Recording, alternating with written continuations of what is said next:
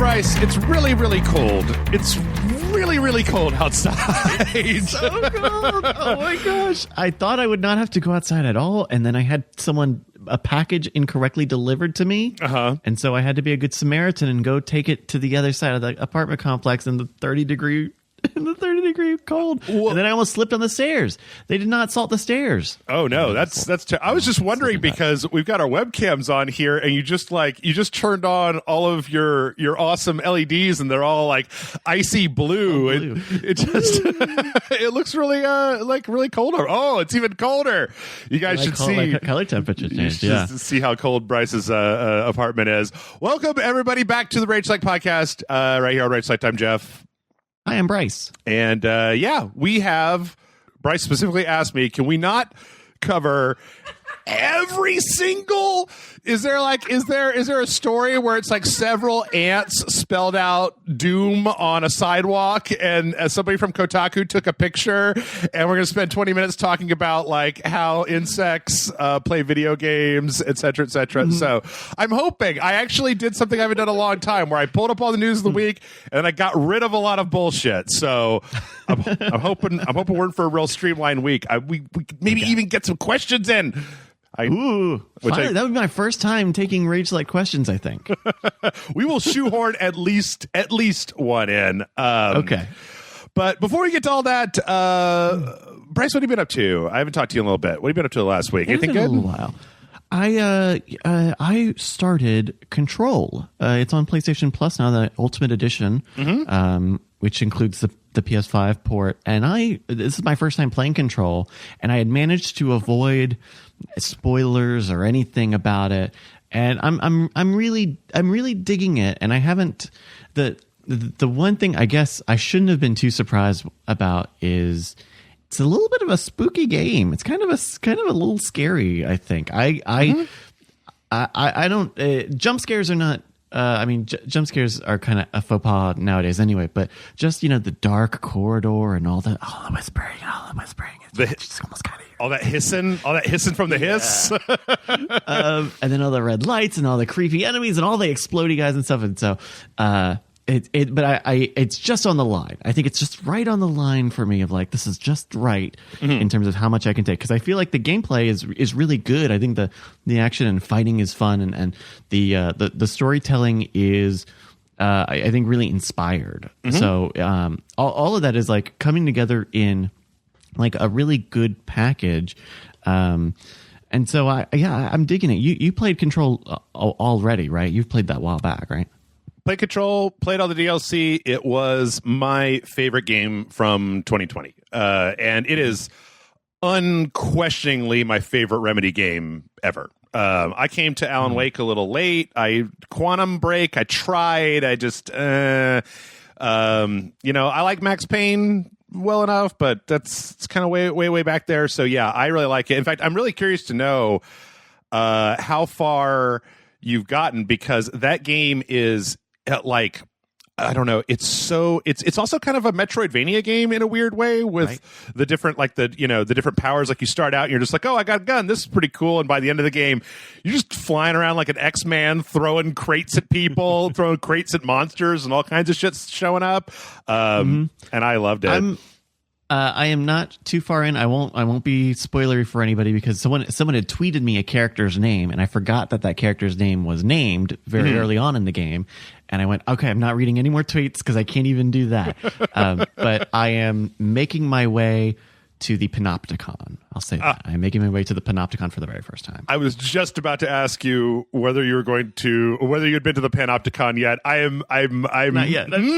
Oh, I love the Panopticon. That's one of my favorite levels in the game. How do you feel about the fact that it's basically like just an entire ripoff of the SCP kind of idea?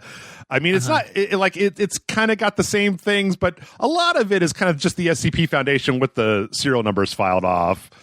Definitely. I think the big difference that I think separates Control from SCP enough that makes me at least feel good as a very casual, I know about SCP, I've read some of them a little bit, but I'm not like a diehard. I think the difference is that one of the things that you get in Control with such a huge focus on the oldest house, more so than the objects of power, at least as far as I can tell, or any of the specific altered world events, is that you get a much stronger sense of like, okay, what is it actually like to be working in the office where they have to deal with these things? You actually get a lot of the kind of everyday side of it, where I feel like SCP is so much about like just little hints and bits and bobs around the people and the places where they actually contain these things. It feels like the oldest house itself, which is its own, strange place. I think it sets it apart and really does a good job of focusing in on what would it actually look like if you did have a facility, a federal, agency that had to, collect magic phones and accidentally created the fan death theory, like all that sort of stuff. So that I'm okay with it, but I'm sure that diehard SCP people, fans have other concerns that I just don't know about. Yeah, I don't know. It didn't really bother me all that much. I was just really excited because I wish that somebody would I'm like, I wish they would make a movie out of the SCP Foundation. And people are like, look at this fan film, this 12-minute like thing online. I'm like, yeah, okay, cool. But I want like a whole like HBO limited series that has 4 seasons, X-Files Monsters of the Week, but just with the SCP Foundation. And I just don't think that can ever happen with all of the like open source rights of the fiction. Yeah, there's a lot of rights confusion because at some point they change. I know that someone on Twitter that I was following was like, I wrote some SCP stuff, and these people are making a Kickstarter book out of just copy and pasting SCP files. We don't even know the legalities of their ability to do that. I think there's a lot. I think there's a lot that stands in the way of doing what I think Control does, which is kind of take the same motif, but really extrude it out and try to take a very hard look at what that foundation actually looks like. Yeah. I don't know. I really enjoyed it, and it was no wait, not 2020, 2019. I didn't do my best games in 2020. Did you play it on PC? Did you play it on a high rig ray tracing computer? I did. PS4 Pro was where I played it, and I think that like that game was still even like. I know they talk a lot about ray tracing in the game, but that's one of those games where I'm like, would ray tracing really make that much of a difference? Because they really use a heavy, broad lighting brush with the like red hiss effects and stuff to the point where it's like, it would a lot of subtlety in the lighting make a difference? Because what they were using all the old video game cheats on the lighting anyway, and I thought it looked amazing in the last gen. So I don't know like how much better. And I've actually. When I lost all my save games, Amanda and I were playing all the way through Control, and so I had to play all the way through Control a second time, and so they put it on PS Plus, and I was like, it's only been a few months since the last time I played all the way through Control. I'm not going to play through Control a third time. I got other stuff. So I'm playing on the PS5, and they have 2 modes, right? They've got a ray tracing mode and a non-ray tracing mode. And so I've been playing on the ray tracing mode, which if people kind of keep up with it, it's locked to 30 frames per second. Right. And the ray tracing seems a little wonky. Like a lot of the ray resolutions are pretty low.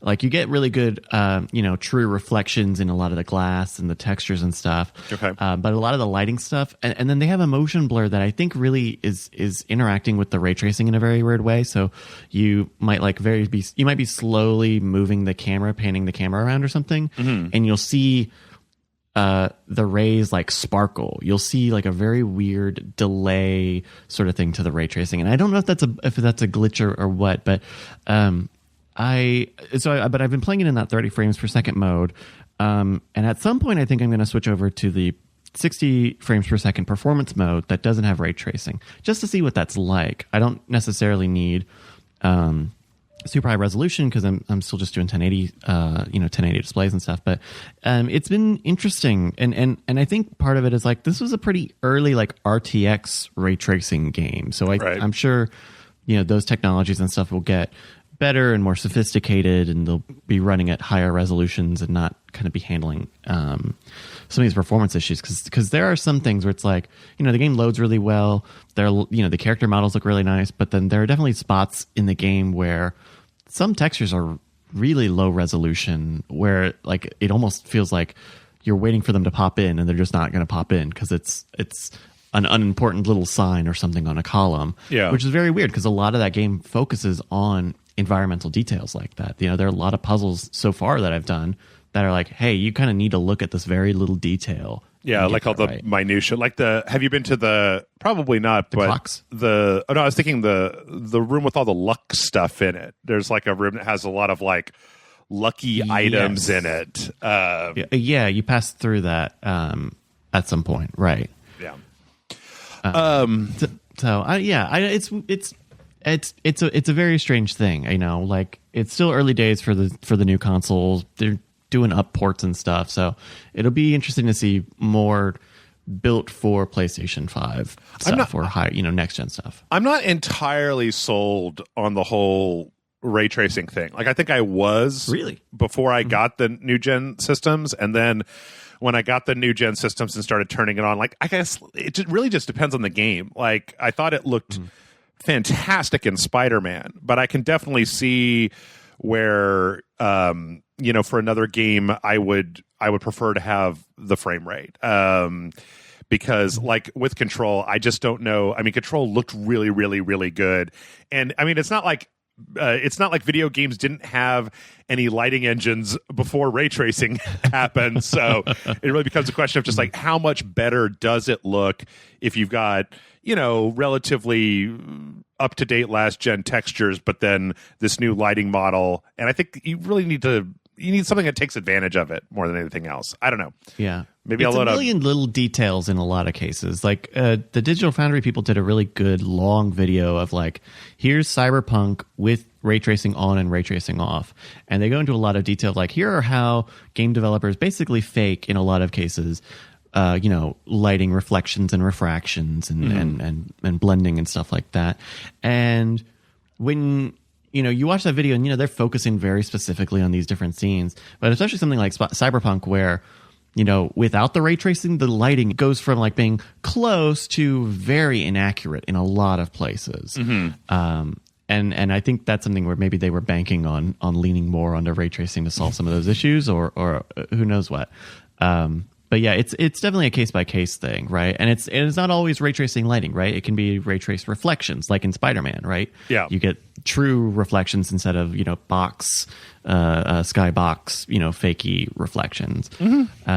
It's case by case. Yeah, I agree. Well, I wish I had something to tell you that I did that was interesting last week, but the only thing I did, I watched. On Sunday, I got really bored, and I decided to watch Infinity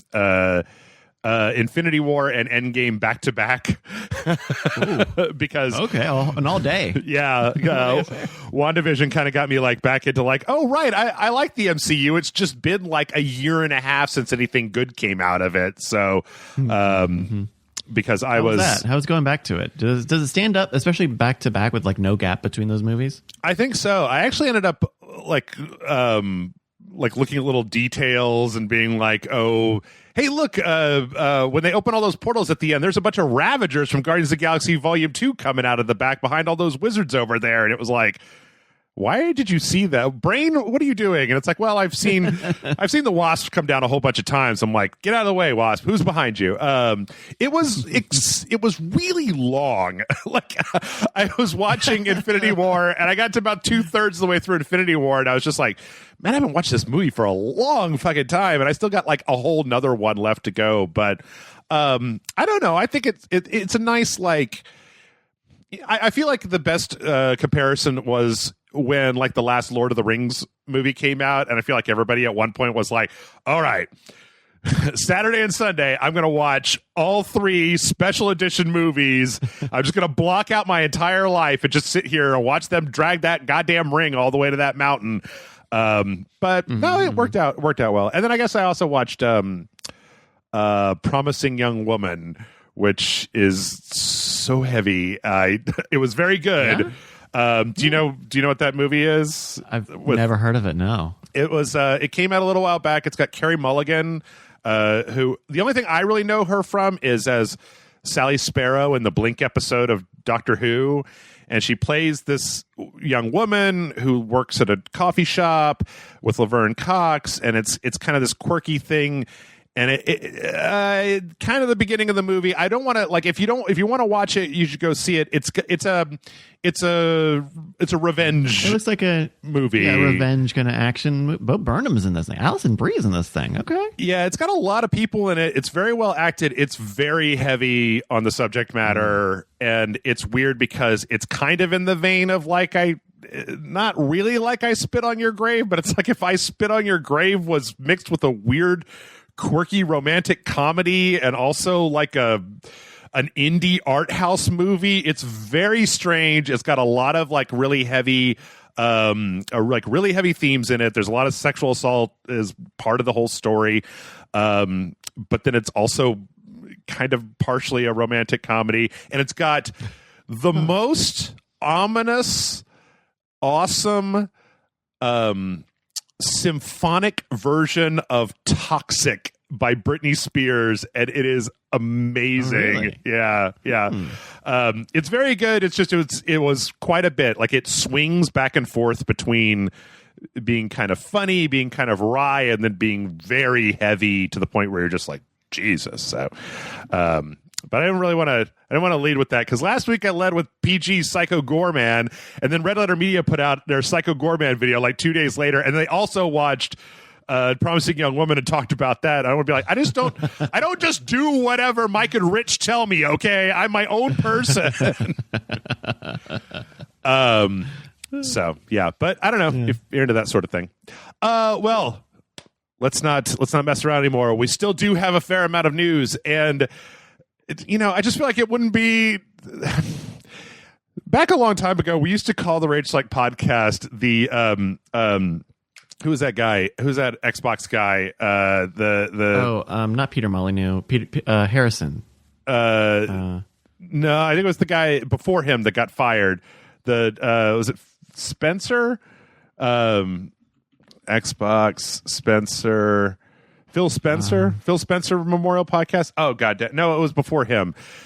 Anyway, Don Matrick, the Don Matrick Memorial Podcast, because when we started, we were just about to go into the next generation, and Don Matrick every week was putting his foot in his mouth, and now it's just like the Cyberpunk 2077 Memorial Podcast, because there hasn't been a week for the last 14 weeks that there hasn't been at least one big Cyberpunk 2077 story. And this week, the story is that they got hacked, and a bunch of their source code and internal emails and such got stolen. Now, this should be prefaced by saying no user data was stolen. So it's not like they had a bunch of usernames and passwords or anything like that.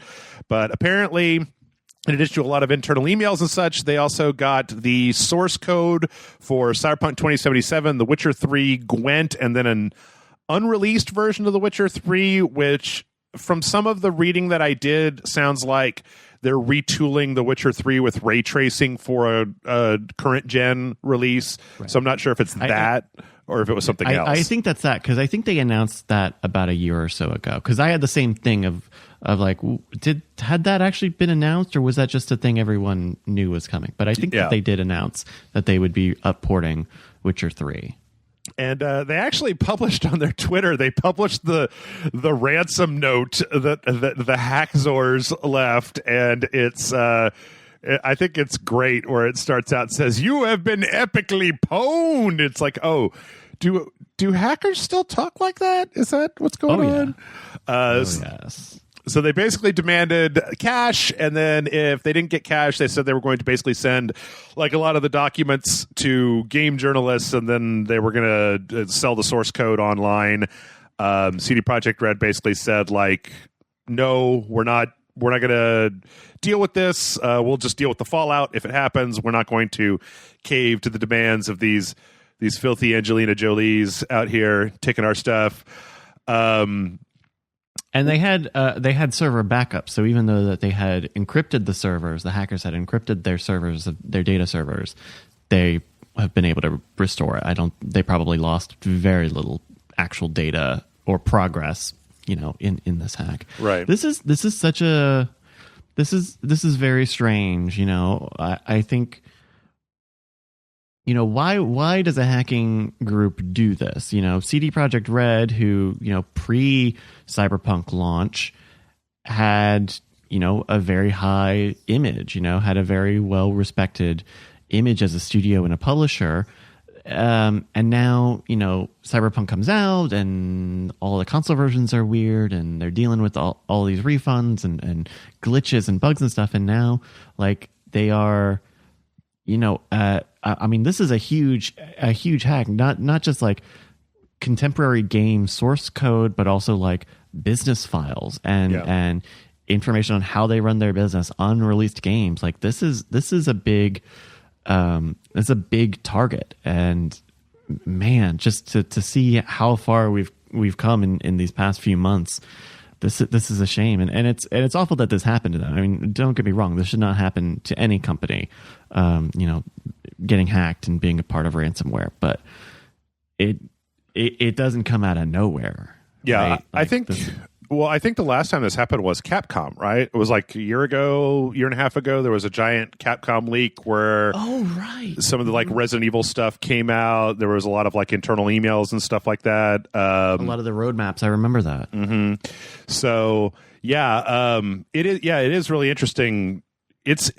It's been so fascinating to watch this shit with CD Projekt Red go from being the golden boy of elite gamers everywhere into just one thing after another. I mean, this is Bethesda Fallout 76 levels of every week here's another thing and another one and another one and another one, and just it just doesn't seem to stop. And then not just that, but I mean, there were two more things happened here. They released apparently the Gwent source code onto a forum. Snippet proof, proof that they had the code, and that stuff ended up being verified by people in that forum. Yeah, and then not just that, but I mean, one of the things I didn't send you right before we started was apparently there was an auction on the dark web for the game source code, and I'm not entirely sure this is for this organization called Kella Research. I'm not entirely sure how this works, but the quoted figure was $7 million for the entire leak. Essentially, they were doing an eBay type thing where they wanted to start at $1 million, and you'd have to go up by at least 500,000,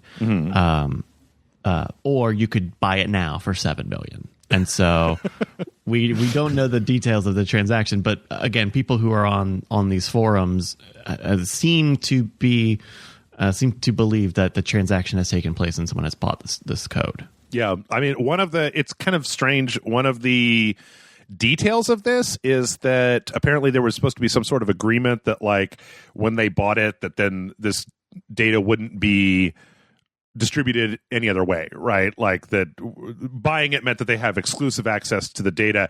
And part of me was wondering, with the amount of money, even after all the refunds and stuff that CD Projekt Red has been said to make, they could publicly say, we're not going to deal with this, and then hire a contractor with basically a bank card up to X amount to go out and just buy the stuff back so that it doesn't get it would be interesting to me if this was CD Projekt Red and we just didn't know about it. I don't know. Yeah. I mean,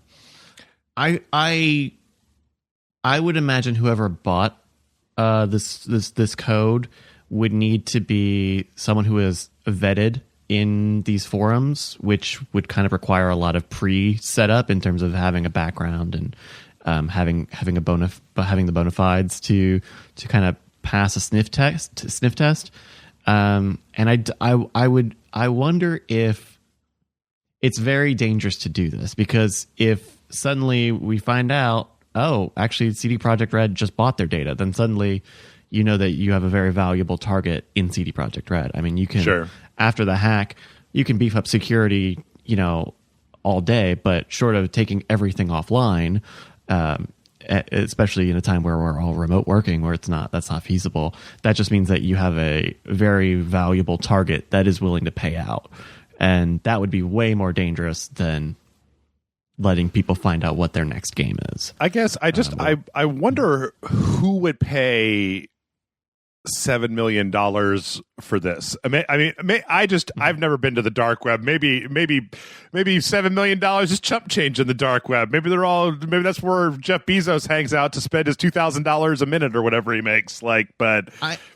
My guess would be, because it sounded like along with all this game source files, there's all these office records and data and employment information. CD Projekt sent out a tweet that was like, "Hey, if you're a former CD Projekt Red developer, please contact us so we can help you deal with potential fallout for this." So my guess is that there is some sort of identity, information, social security codes, bank accounts, any sort of payroll stuff, and that would be way, way more valuable than this burnt game code that no one would ever buy or repurpose. But if you get, think of how many hundreds of people, there are probably a couple hundred people who work at CD Projekt Red. If you get enough information to do identity theft on any number of them, $7 million, I think, is probably chump change. I guess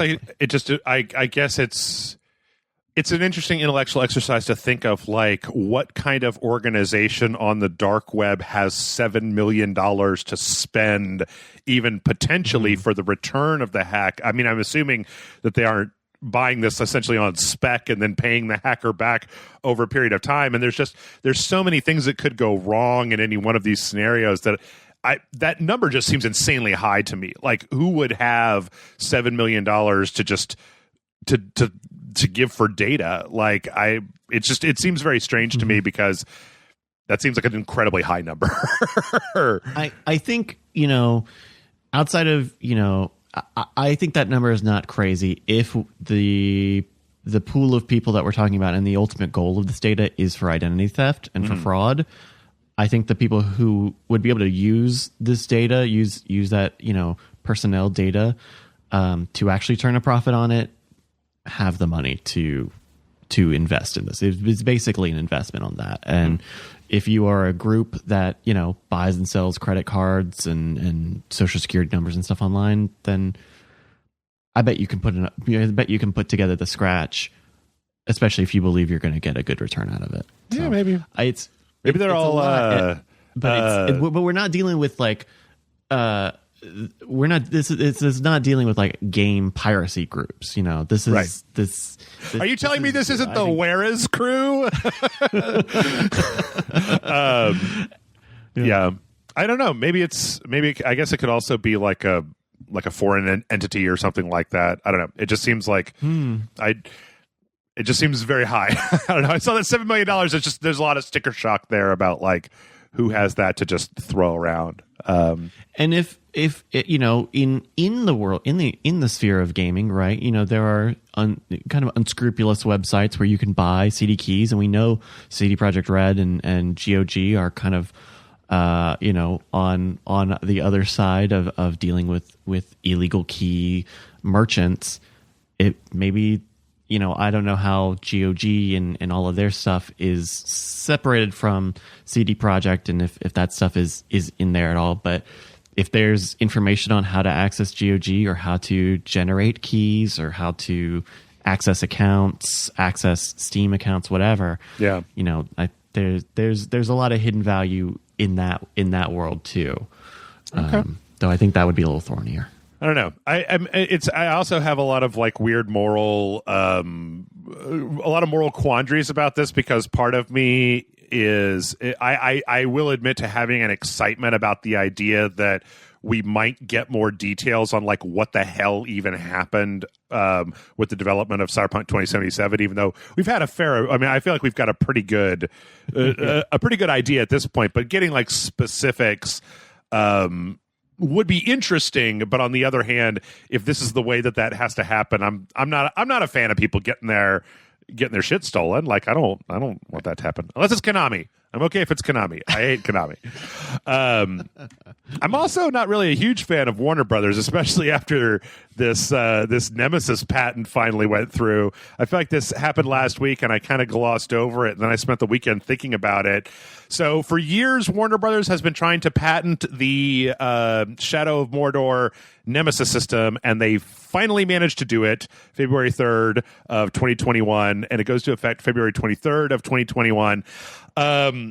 You know this, Bryce, but for anybody listening, I mean, like, I feel some people be like, well, you know, they made this mechanic, they came up with it, they made it work, they put it into their games. Why not? Why not patent it? And I think that a lot of this goes into the idea that it's like, if a lot of gameplay systems are like, a lot of gameplay systems get created and then they get copied by other organizations, and it's not usually the sort of thing where one place will lock down one specific game mechanic and then sue you if you try to use the same thing.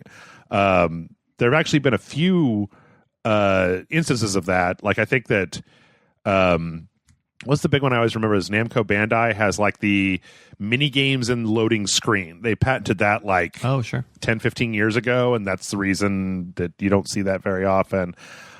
Which I think famously expired a few years back, but you know, nobody wants to play Galaga during the loading screens anymore. So right.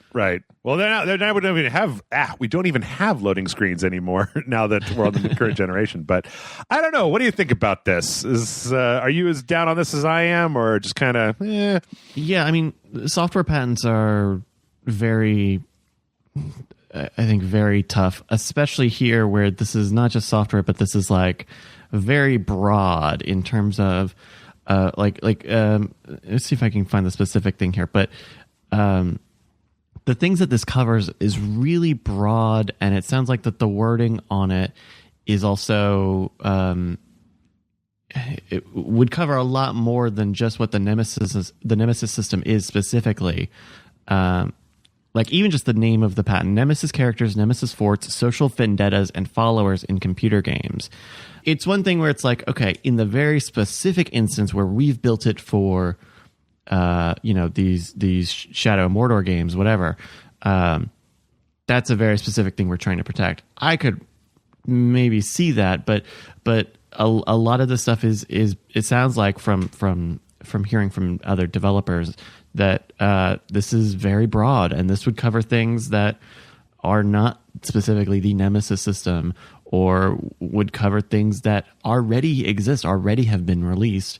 And you get to the point where you're like, okay, well, that would have been considered prior art, I believe, in terms of patents, or maybe that's trademarks. But this really is gross.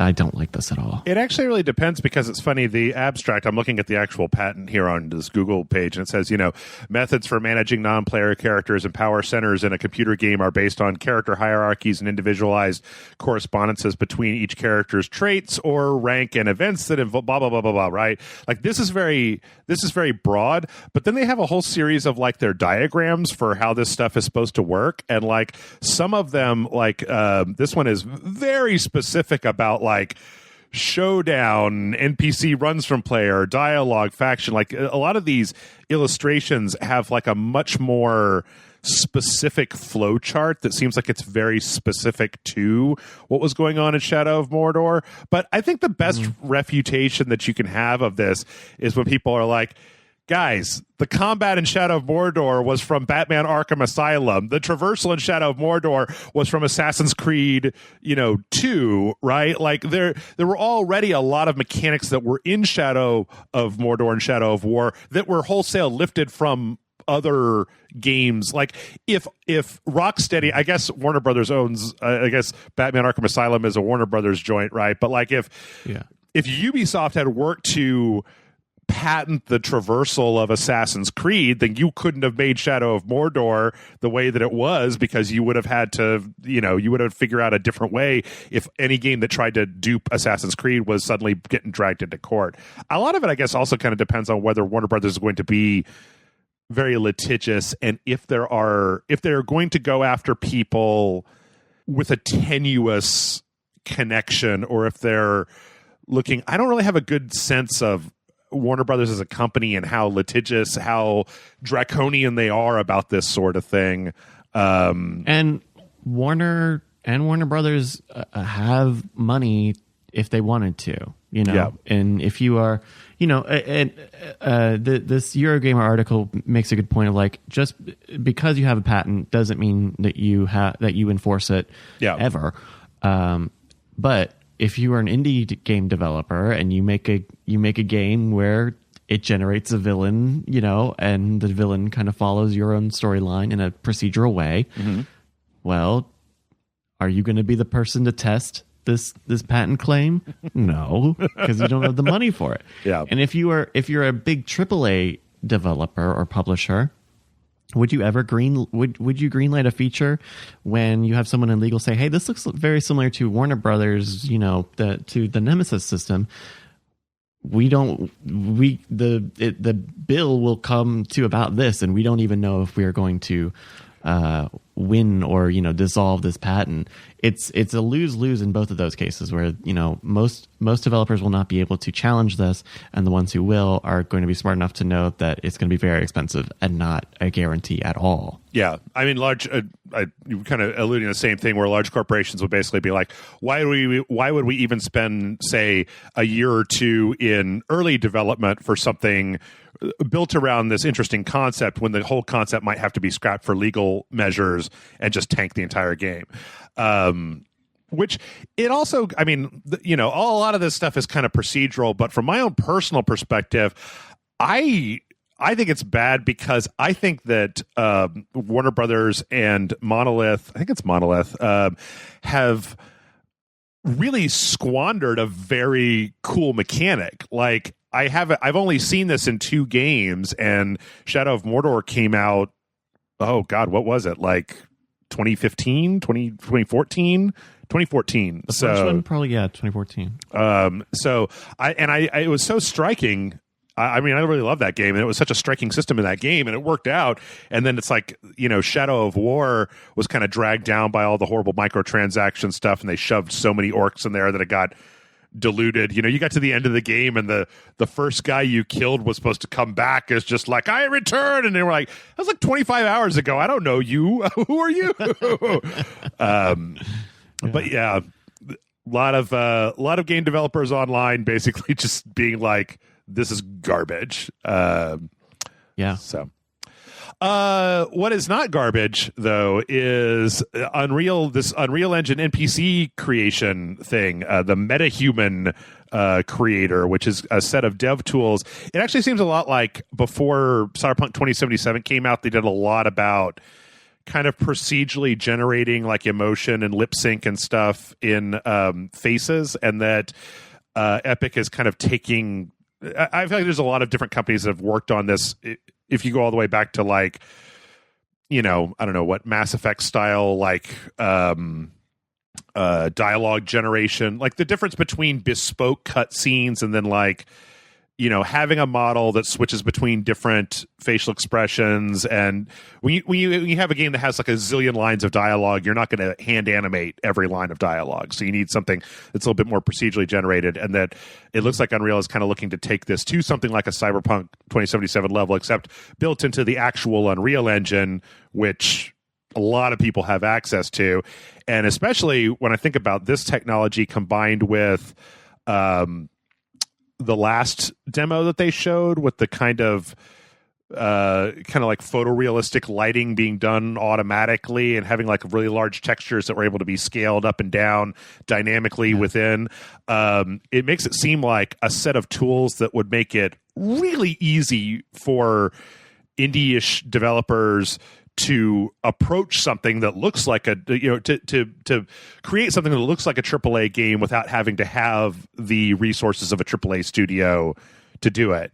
And I don't know, for some reason, I actually expect that, like, it seems to me like the sort of thing that Epic Games would actually work really hard on making sure that it works well, it's easy to use, and that it's not janky, right? That it's something that is going to be accessible to other people, because I mean, I don't know, that's that's how they make a lot. I mean, when they're not making their money off of Fortnite, they're making their money off of licensing the Unreal Engine to people, right? So yeah, I think this is cool. I think it's good to give creators plenty of tools, and these are very good looking models, and the way that they get rendered in these different videos that they've posted looks really cool.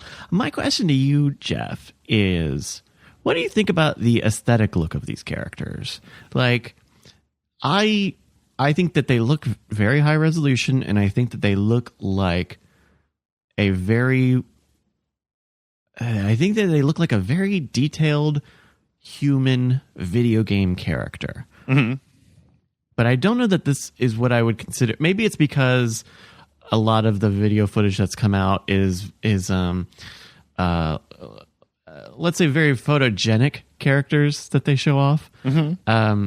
I get kind of like a Quantic Dream kind of look when I look at these. They're like, yeah, these are very good fidelity models of all very, very pretty video game characters. Don't get me wrong. Again, the preface here is that this is a cool tool and it looks very, very in depth. Mm. But I think aesthetically, I think this is almost a step away from photorealism. People don't look like this. How so? Tell me more about people don't look like this. I mean, they seem like they seem like what you would expect, like out of, when I look at this, what I see is what I would expect out of like really high budget AAA games from maybe 5 years ago, right? Like this is the kind of fidelity of character model that I would expect in Uncharted 4, right? Or something like that. Maybe Uncharted 4 is bad because they spent a lot of time on those models, but it basically, I guess what I keep coming back to is it seems to me like a way to automate a level of quality that used to be unattainable on a lower budget, to the point where the absolutely baseline for what a single person can do with the tool rather than with an army of artists is pushing to the point where I really wonder how customizable these models are outside of here, which might be what you're going for, is that these are very generic looking people. Like, can you bring in your own mesh? Like, can you make it more cartoony but still use like the facial expression stuff? Like, how adaptable is it? Or are we staring down the barrel of 10 years of indie game development where everybody looks like these metahuman creator models? That's what I'm getting to. Like, I think the tool looks really cool and it seems like it's easy to use, and also our video game NPCs or characters, because they make a whole point of like, you this could be your protagonist, or this could just be a guy on the street. Are they all just going to look like these little David Cage people? Because this is not how humans look. Humans don't look quite like this. It's not just prettiness. It's like, I look at these, and then I'm looking, on our video stream here, I'm looking at you and I, Jeff, and this is not what we look like. This is not what human beings look like. Mm-hmm. And maybe maybe they got to make it look all the pretty people, but not to say you're not very pretty, Jeff. Hey. And I think the other part is the hair. I think hair, it's very video game hair when they show hair options here. Yeah. Which is just, that's very difficult, obviously, to deal with and to make look realistic. But I think it's a great tool.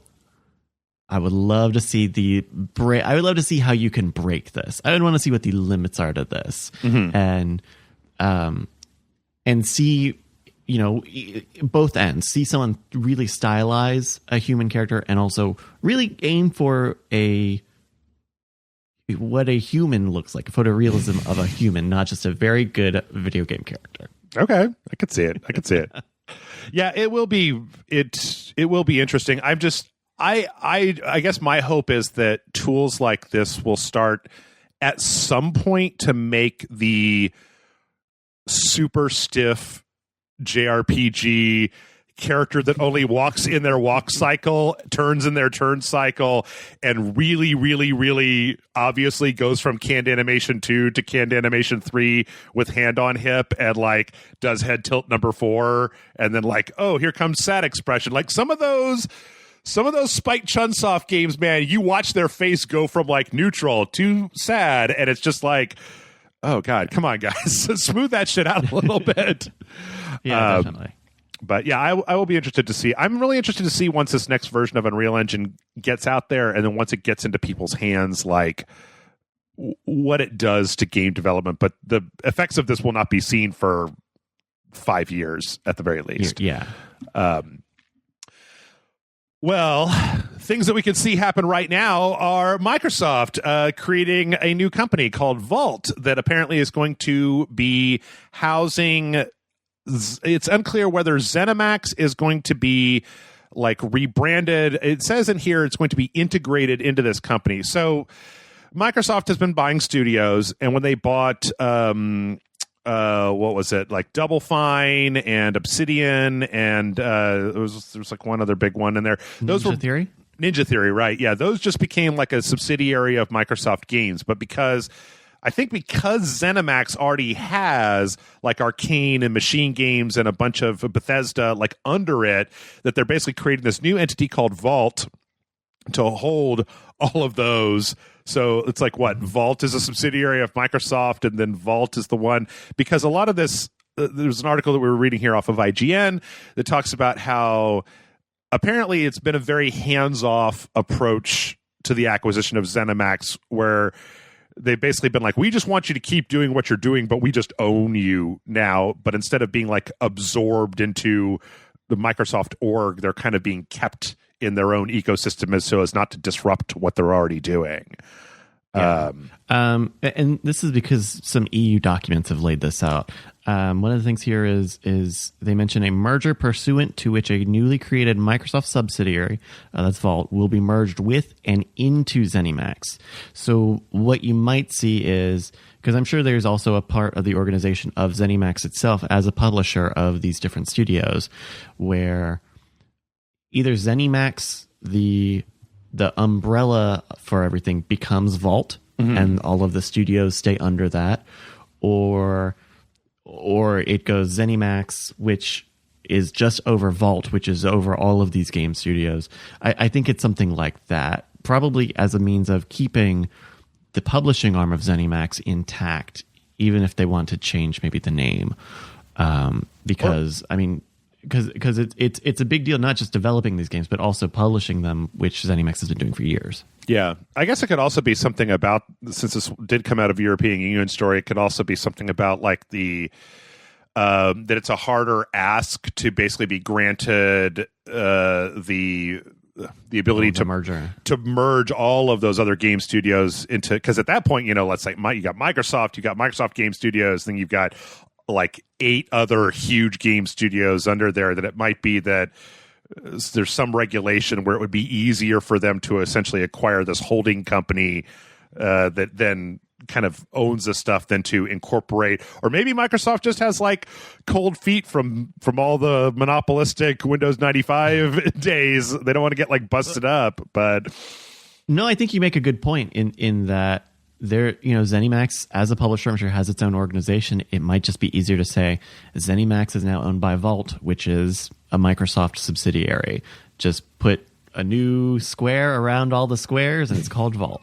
Because it sounds like that, like you mentioned, they want to keep the studios to keep working in the way that they work, and I'm sure they would love the publishing help of Zenimax as well. So yeah, it's confusing because now we're getting business information from European Union filings, and now this is not the perfect press release that Microsoft has crafted just yet.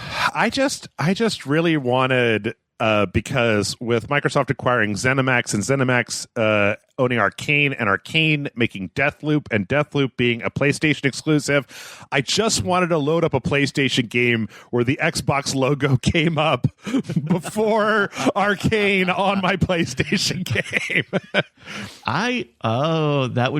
That would be very funny if that's why this is happening. It's certainly not, but that would be the funniest thing in the world. Vault with a big X in the icon. Yeah, it's a vault. Yeah. Let's see. In other news, we're going too slow again, so we're gonna pick the big boot down here. E3 is coming back this year, and apparently it's going to be digital only. Which, of course, because it's June 15th through 17th, so I doubt that we're going to have the whole thing done by then. Probably not. Yeah, I don't know. I find that increasingly E3 becomes more and more irrelevant, especially when we have 2020 as a blueprint for like just to fucking do your own stream, and then everybody watches the Microsoft thing today, and then like next week Sony does their thing. Like, do we really need to do this thing, or are game fans rabid enough that they'll just watch a Nintendo Direct whenever you put one out? It sounds like the idea from the ESA for this digital E3 is also, yes, to have a public facing element, but also something to replace all of the behind closed doors stuff, where press would get to go and play demos of things that are not on the public floor, and maybe that's possible. We did the video game Season of Hell last year with Jeffrey Keighley, and that felt excruciating. That felt like a barrage. The summer of gaming? Was that too much for you? The summer of hell. And I think if you say like, hey, we can do just 3 days, I don't know how successful the summer of hell was for developers and publishers who took part. But I know as a viewer, I would much prefer, let's just squat it into 3 days. Everyone can play game demos on Parsec or something, and we just can be in and out. Especially because, hey, it's been a year since the last one, since the last summer, and everything has ground to a halt. So it's not like there's going to be as much as you would expect from a year's output. I don't know, like the Hell Summer thing. The Jeff Keighley Summer of Games, brought to you by Jeff Keighley, was just announcements, right? It was prepackaged videos and streams, and that was pretty much the end all of it, which is probably what would have happened even if Jeff Keighley was involved, right? Just everybody would have done their own things, and they probably would have called each other and made sure they didn't step on each other's toes. Where it sounds like the E3, the online E3, they want to do all these other things in terms of giving access to the press and putting together various behind the scenes stuff together. So I don't know. I think there's value there, but it's still TBD if the ESA will actually vote to do this plan, right? This was all just a proposal. Yeah. Also, it's worth noting that you will not be able to escape Jeff Keighley's Summer of Fun Hell Summer, because it's apparently coming back again this year. I don't know what the ESA did to Jeff Keighley. It was like, what was it, in 2019, where they said that like next year we're going to bring in a bunch of influencers, and Jeff Keighley was like, fuck influencers, I'm out of here. And then like he's just been doing everything he can to burn E3 to the ground. Yeah, and I think, with so much of the big public element of E3 being, let's see all of the announcements and let's watch all these streams of demos of games, especially as E3 is still relatively restrictive to get into, right? It's a 3-day convention in the middle of Los Angeles. Not that Los Angeles isn't a big city, but that's a big to-do to go and do that for the public when all that stuff has moved online, even in years past. Yep. I wonder too. I also wonder whether the UK is going to pass this anti-scalping PS5 law that they would like to pass. I don't know. This is another kind of this is a proposition about making it illegal to resell computer components and game consoles like the PS5 bought with bots. That's the wording in this VG 24/7 story. I find it very difficult to envision any wording or scenario for stopping this current electronic scalping that couldn't be got around. Like, it's one of those things where, I mean, like, that's such a very specific even that wording that I just used was very specific. Right. Like, if it's illegal to resell computer components bought with a bot, what if you say, well, I'm selling the box of a PS5 for $700, and what's inside? I mean, I don't even know. This is just a cardboard box. It's put it on. It's art. You could put it on your hearth, or look at it. And how do you prove it was purchased with a bot?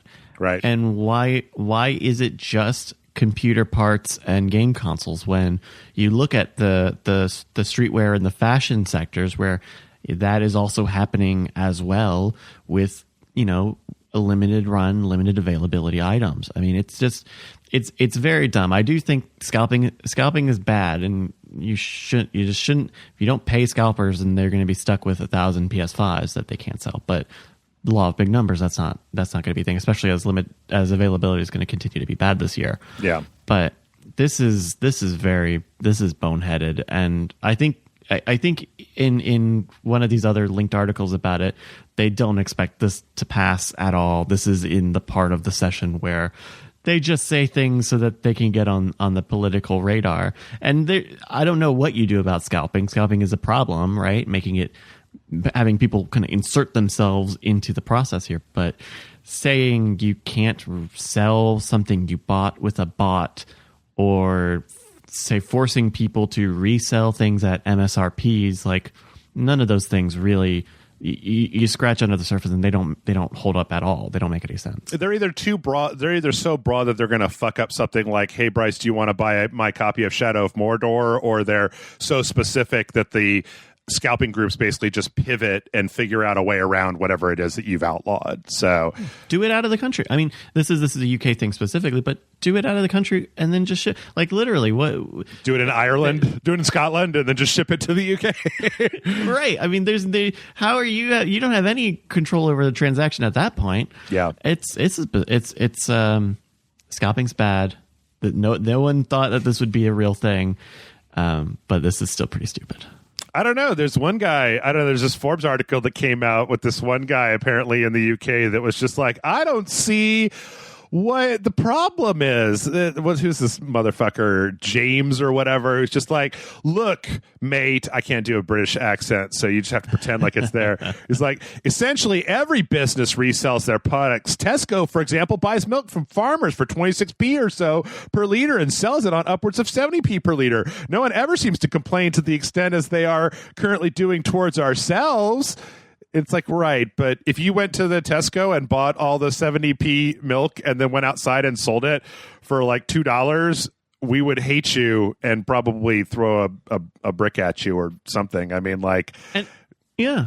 And also there's a value add for Tesco buying milk, right? Because it's in the same place where your bread and your butter is. You don't have to go to the farm and the farmer doesn't have to this article was very funny to me. Though actually there was one thing I think I sent you a kind of a recap, but then I went back and read the original Forbes article, and there was an interesting thing in here about how there's a thing in the UK or in the EU called 3D Secure that goes through like a specific. It sounds to me like I don't even know what it is, but it sounds like a CAPTCHA code essentially that you have to do to use your credit card online as a way of trying to weed out this stuff. But apparently most websites in the EU will also accept non-3D secure cards. So scalpers basically just use out-of-country cards to buy stuff, and then they are accepted. And it's like, okay, well. And 3D Secure is basically, if I understand it, is basically two-factor authentication where you have to load up your bank's website and they text you a code and you put it in and then the purchase will go through. Okay. But yeah, there weren't a lot of quotes in here, but I mean, there was some interesting stuff in this Forbes article. Like this guy was talking about how you can open up Chrome and you can basically get the developer tools and like add something to your cart and then just go look at the webhooks that were the communication between the store and the cart to see exactly how an item was added to a cart. And then even though there's not an API that's like say Target, right, rights to give you access to a cart, you can essentially spoof those commands from one part of the website to another in order to basically instantly add stock to a thing and then run through like the checkout process. You can look at, it's really easy apparently, even right now, just using a regular browser, to just look at the back end calls that are being done via HTML. And a lot of sites don't have those commands locked down in a way where you can't just kind of slide a bot between the website and the cart and then just like directly add something instead of having to hit the button and wait. And as somebody who spent like 5 hours trying to buy an Xbox One, I know that adding something to your cart is a huge part of the fucking problem. But yeah, I'm not buying the fact that these guys just we just, people want these shoes, so we buy all the shoes and mark them up by 200%. You can buy them, and it's like, well, if you didn't do that, I could also buy them, you jerk off. I don't know. You're not a company. There's a part here about them saying that they donate money to charity and like using their fees, right? Using the fees that they charge people to use their bot army. It's so impossible. And then when it's specifically not value add. Yeah, you go to hell. You're not a company. But I tell you what, the latest thing that people are going out of their minds to get are not PlayStation 5. They're not Supreme shoes. They are these freaking Pokemon Happy Meal cards that are so popular that like adults are going and buying like all the Happy Meals that they're able to buy and then like giving all the food away or throwing all the food away and just keeping the cards because Pokemon cards are still a thing. Like there's these pictures online of people spending like $1,000 on just like, so the box that has the cards that are supposed to go inside of the Happy Meals, some people are just taking those boxes and then selling them on eBay for $1,000 so that people can just buy them. And that's nasty. I don't like that. I don't like that at all. I mean, I mean, this is the point. Again, congratulations, marketing has worked on all of us. This is a lot of Happy Meals are being purchased. Yeah. This is very wild. I know that years ago, before the PlayStation 4 was coming out, or maybe after it had come out, Taco Bell was doing that thing, which I think that they did for the Xbox this last year, where you buy this specific combo and you get a box and the box has a code on it. Oh yeah, get the Crunch Wrap. You could get a Doritos Mountain Dew Xbox Series X. Yeah, and I bought a few of those and I tried to get a PlayStation 4 for free, and it never worked out. Did you eat the Crunch Wrap, though? Did you eat the Crunch Wrap, or did you just order like 18 Crunch Wraps and then throw the Crunch Wrap on the ground and just peel the stickers off the box? I feel like the most I ever did was I bought like 1 or 2 boxes of whatever it was. I don't know if it was a Crunch Wrap, because I feel like I would like a Crunch Wrap. I feel like it was something else that I didn't like. And I bought like 1 or 2 of those. I remember even one time being like, oh, you don't even have to give me the drinks. Please don't give me the drinks, because it was a full combo. Don't even give me the drinks. And so I even thought about like, well, if I just roll up and say, hey, can I get the thing but with none of the food in it? Can I just buy the boxes from you guys? I never did it, but I thought that would be very funny to do. But clearly, Pokemon, at these specific Pokemon cards, are these even like playing card game cards, or are these just collectible cards? I think they're collectible. I think I didn't look into it that much because there's 50 collectible cards. They are playing cards. Wow. So yeah, I don't know. Too. Oh, did you look them up? You gonna go get some Happy Meals?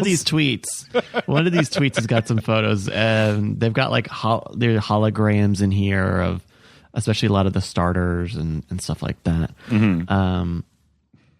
I don't know. I mean, it's a toy. At the end of the day, you can still go to McDonald's and buy a Happy Meal. That's the difference between these two stores. You can still go and get a Happy Meal and get a burger, and your kid won't go hungry because someone bought up all the boxes. They'll give you the food, and you may not get a toy. That's true. But as somebody who was alive when they invented Happy Meals, Bryce, the whole point is the toy. The food is garbage. I mean, I actually just read a story last week that apparently McDonald's phased out the orange drink, the high C orange drink, like 3 years ago, and they're bringing it back. And it's like, bringing it back. I didn't even know you guys I didn't know it was their call. I didn't know that they I have no idea. Had that decision. And look, like there are other toys. There's always it is always the the boys' toy and the girls' toy, and it sounds like they know that these are being wrapped up, and you can give. They're sending out quote unquote backup toys. The kids will get toys. Your kids will get toys with their Happy Meal.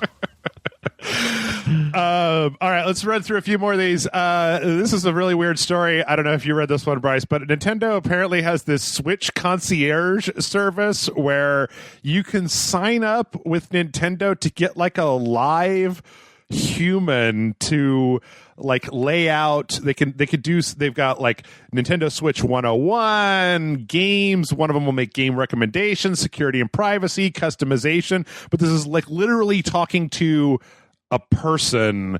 Like, you have to make an appointment at a specific day and time. This is a weird concept to me. I mean, I guess it I actually think it makes a lot of sense if you consider like parents buying stuff that don't know what to do with their Switch, and it's just like, hey, we'll teach you how to use this thing. It's just weird to me because I don't feel like I've ever seen this happen before, and like I feel like but I mean, certainly not in gaming, but if you think about like this is exactly what happens when you buy an iPad or an iPhone, right? You can set up a virtual meeting, or the stores, when the stores are open, you could just sit with somebody and they would be like, okay, here's how you get apps, and here's where your phone is, and here's where the text messages are. Like, this makes a lot of sense for one of the most successful consoles today and ever. Like, I think that this is a very smart play, but I did have that same initial reaction of like, this is weird, because other gaming things do not do this. And also because I don't need this, right? I don't need to find out, spend 30 minutes on learning what a Nintendo account is. I know what a Nintendo account is, but that's why I also don't do it when I get a new iPhone. I wonder if there's something on the Switch when you buy it now that makes you aware of this, because that would be the other thing. Is I don't know how, like a parent that buys a Switch for a kid, and the kid opens up the Switch and turns it on, and it's like, fine, whatever, Central Time, like I want to play Mario, like how well known it is that this is even an option for people. I kind of want to call the game one where they say what to play next, and I kind of want to just say, I've played. Tell me what to play, Nintendo Concierge. I played everything. My guess is this is a pilot program, so this is not a huge thing right now. My guess is that this is, if it was me, if I was Greg and Nintendo, and I knew that we was getting a ton of people, especially a lot of first time players or casual players, I would use something like this to find out what the questions everybody has is, and then end this program, good test everybody, and then make videos or little how-tos that show up on first boot. Okay. Because I think probably for Nintendo, this is not an evergreen thing, because they will probably have a new Switch come out soon and all this stuff will change. Yeah. But if what ends up here is like, hey, your Switch comes preloaded with like how-to, so you turn it on and it says, hey, the Nintendo thing is like, have you played video games before? Yes, a lot. Yes, once or twice. No. Right. And then they squirrely all that stuff around until you get, hey, here's how this video game and here's how this operating system works. Yeah, I don't know. It'd be interesting. Anyway, with that, I think we're going to go ahead and take a break, because we've been at this for almost an hour now. So we are going to, we're going to check out. We still have some more news, but I don't know. We're still going to do the news. We're going to do the news. We'll be back in a minute. We're going to do the news.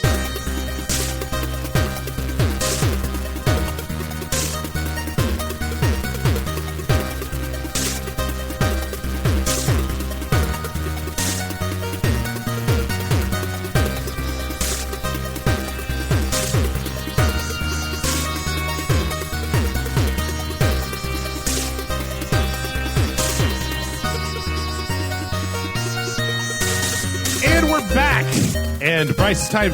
We're gonna kick it into high gear. We're kicking it into an even higher gear than we had kicked in before. We're gonna go super fast today. All right. So next up, this is actually something that I felt like this is actually something that's been known for a while, but I didn't know this, and so I wanted to tell people about this. This was pointed out by Microsoft's global customer success account manager that apparently the Xbox Series X controller has a nifty little functionality where if you hold down the sync button on the top of the controller, it'll sync to either your phone or your PC, whatever the last like non-Xbox Bluetooth thing that you had it connected to, it'll sync to that. But then if you double tap it, it'll sync to the last Xbox that you had it connected to. So I've used the Series X controller. I use it a lot on the PC when I play PC games, but I always use it wired because it's always kind of a pain in the ass about like, what is this thing connected to? And I had no idea that this was even a thing. Like I wish there was like talking about the Nintendo concierge thing. I wish there was an Xbox concierge to tell me that this functionality existed because I had no idea. But apparently, this was November of last year. There was a post online where they talked about this, and I don't know. As somebody who's tried a variety of different Bluetooth controllers on their PC, I think that's an incredibly useful thing. So that's convenient, like even like the PlayStation, I have a PS4 controller that I keep it. I don't use it because at one point I set it up Bluetooth to my phone for some of the Apple Arcade stuff, and I don't know how to turn it back. And finding out how to make it into Bluetooth mode was its own thing. So now I just have a PlayStation controller just for the phone, and I haven't even used it since I did all that. I went out of my way. I even bought that clamp because with the Xbox Game Pass you can do the streaming on your phone, and so they sell that clamp that goes onto your controller and then it like holds the phone of your controller so that you can like play it. And I turned it on and I think I loaded one game up and I was like, oh hey, it works. And that was all. That was never going to play it again. There you go.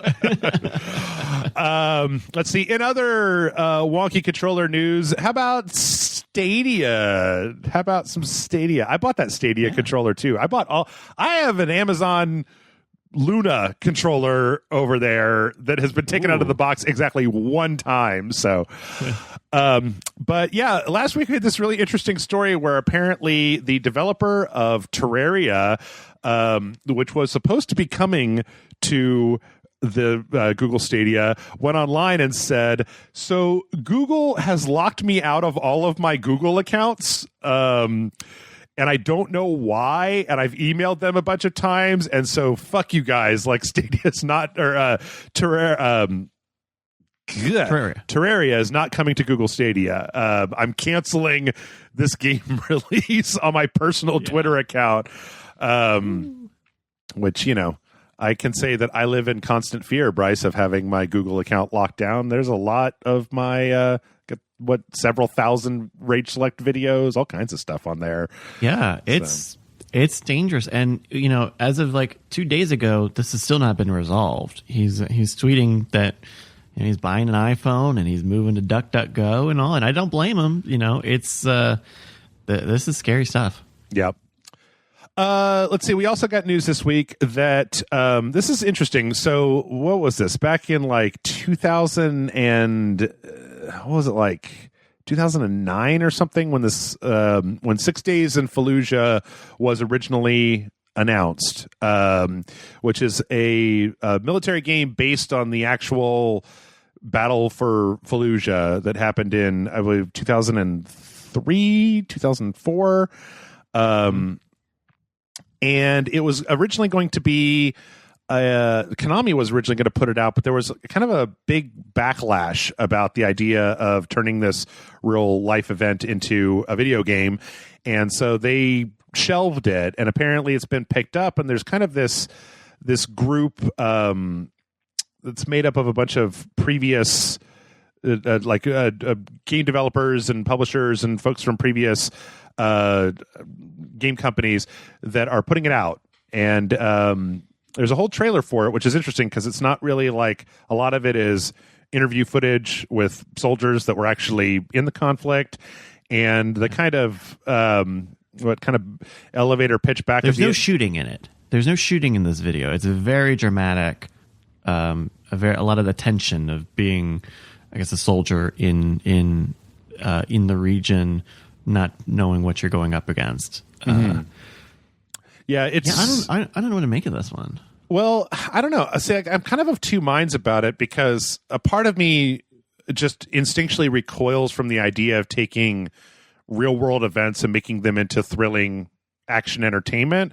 But there isn't anything in the way of gameplay. It's mostly just like, these could be the character models from the game, but it's mostly just kind of like renders of soldiers like looking into rooms and kind of going through environments and stuff like that. There's not any actual, like you said, there's not any actual shooting in this trailer. So yeah, part of me doesn't like if this was like the premise for the next Call of Duty game, I think I would be a lot more eyebrow raisy for it, but just kind of this trailer where it's actual soldier. I guess the easiest way to put this is if it's Modern Warfare, I don't want it. If it's more Spec Ops The Line, I think that would be, Spec Ops The Line does have fictional entertainment kind of stuff to it, but Spec Ops The Line is more about, I don't know, I feel like it has more of a message. It's kind of making more of a point. Like, it's not exactly the most... I don't feel like when you play Spec Ops The Line, you're like, yeah, or that you might be doing that, but it's more of a thing to lead you into some interesting emotional territory, because video games have the ability to give you the opportunity to empathize with an actual simulated situation, that it could be good if it's done respectfully. I don't know, maybe I can ask you this. I was trying to think of like other games based on like real events of this emotional caliber. And I was having a hard time kind of thinking of stuff that was where you take like an actual very literal. Yeah. Where it's supposed to be depicting a specific historical event outside of like, I don't know, high tier war games, right? That are like, here's the battle of, here's Normandy. Like I guess Normandy's been in just about every, there's been 100 video games about landing on Normandy Beach, but some of the World War II stuff I feel like we've gotten so far away from it that it's almost like turned into weird fantasy type of thing. This feels especially, the conflict that I have with this is like, American intervention in the Middle East is still going on. It's not like this is, remember that this is to various degrees still happening in that region. And so I don't know. They make a very, very strong point in this trailer that they put out to, show, real interviews from real service members and try not to glorify the war, which I think was initially the original kind of controversy with the program was, this was, I guess we were still pretty heavy in that region, but just glorifying a war that is still going on, or doing anything that might seem like glorifying a war that is still going on, and some people might say shouldn't be happening. I don't know. I think it's very possible to tell a story of the trauma that comes with being, one of these soldiers, respectfully. But I don't know. I'm also like very not in the war game space, so I'm very far separated from the rest of the landscape on it. Yeah, I don't know. I guess there's like what the hypothetical question would be, would this be any different if it was portraying what real life events from people who were there that were describing their own experiences, if all the names were changed, right? If this was a fictitious country, if it was a fictitious conflict, but you were still trying to portray, because in a lot of ways it seems like the kind of the whole, but there's a second layer that we don't see in a lot of video games, where it's like, if this is a simulation of like what these soldiers experience in an actual place, in an actual time, that's being used to show you like what, or to try to get you into the emotional headspace of what these people went through, that could be incredibly powerful, and it could actually be really beneficial to expanding kind of people's perspectives on the world and soldiers and what they go through and that sort of thing. Yeah. But so often video games veer off into just like, well, it's got to be fun, right? You can't make a video game that's just like soul crushingly emotionally difficult, because then nobody would play it. Who's going to sign up to be like, I want to spend 30 hours mired in not just a moral quandary for myself, but a moral quandary that I know actually exists in this world. I don't know. It'll be interesting to see what happens, because so much of it, I think, depends on the execution. That the idea is interesting. The execution will be where a lot of the specifics get hammered out. But I don't have a good segue. I'm not going to segue. I actually had a good segue, but I'm not going to use it. So, in other news, we finally got the Hitman 2 levels on the Epic Game Store. Hitman 3, PC release of Hitman 3 straightened out. Apparently, IO Interactive has said that by the end of February, if you own Hitman 2 on Steam, you'll be able to get those levels in your copy of Hitman 3 on the Epic Game Store, which is good. Good. Yep. Last week we had the whole... No, you go ahead. And this is the whole reason that this is an online game still, right? Is so that you can do these save transfers and you link your accounts and you link your platforms. Like I know there are leaderboards and others, there was a multiplayer mode at one point. But this is the whole reason that they have IO Interactive accounts. Like, I'm glad that they figured this out, because otherwise they would have no excuse, I feel like, to not figure this out.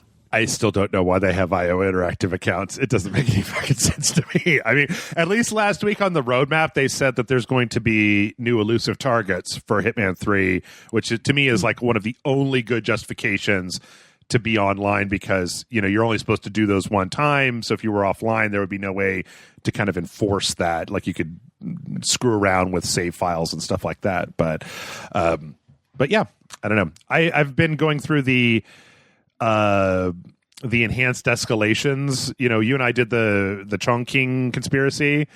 Right. The one in Dubai is really interesting, because there's like the thumbnail for it is like a guy in a business suit with this gold devil mask, and the escalation is like you find these people, and then you see that guy in the gold devil mask like pointing at him and like kind of in the background, and then there's a flash and he disappears. It's literally like Satan is telling you to kill these people in Dubai. I was just like, okay, all right, yeah, okay. All right, keep playing with it. That's cool. Yeah. Let's see. In other news, this is an interesting kind of concept. I don't know how solid this is, but apparently there's the possibility for Twitch, Instagram, and TikTok folks to maybe in the future get SAG-AFTRA benefits, the Hollywood Union. A lot of this is, I mean, I don't know. I guess in some ways this seems like, just moving into a logical space, but I don't know how I feel about this, especially when you consider part of this article on Kotaku mentions the scenario of like wanting to do a crossover with somebody, but because they're union and you're non-union, you're not allowed to do stuff with non-union affiliated people. I don't know. I'm curious to know I feel like you have a better handle on this stuff than I do, Bryce. I'm kind of interested to hear what you have to say.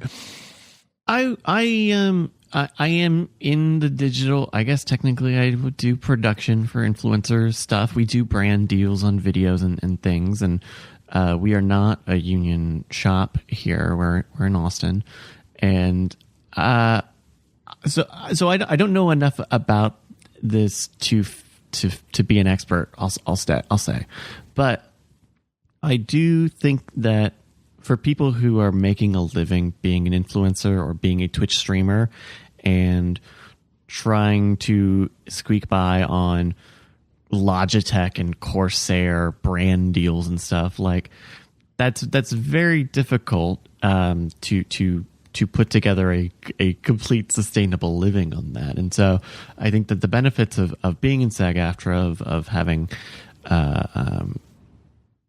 I don't know, access to their healthcare and some of their income stuff, like, I think can be valuable for people who are really all in on that. And especially, you know, a lot of the stuff, you know, if you look at like a lot of stuff in the digital space works when you're successful enough for it to make sense, right? You kind of have to be big to get bigger in a lot of cases. Yeah. And that's what some of this feels like. I don't think that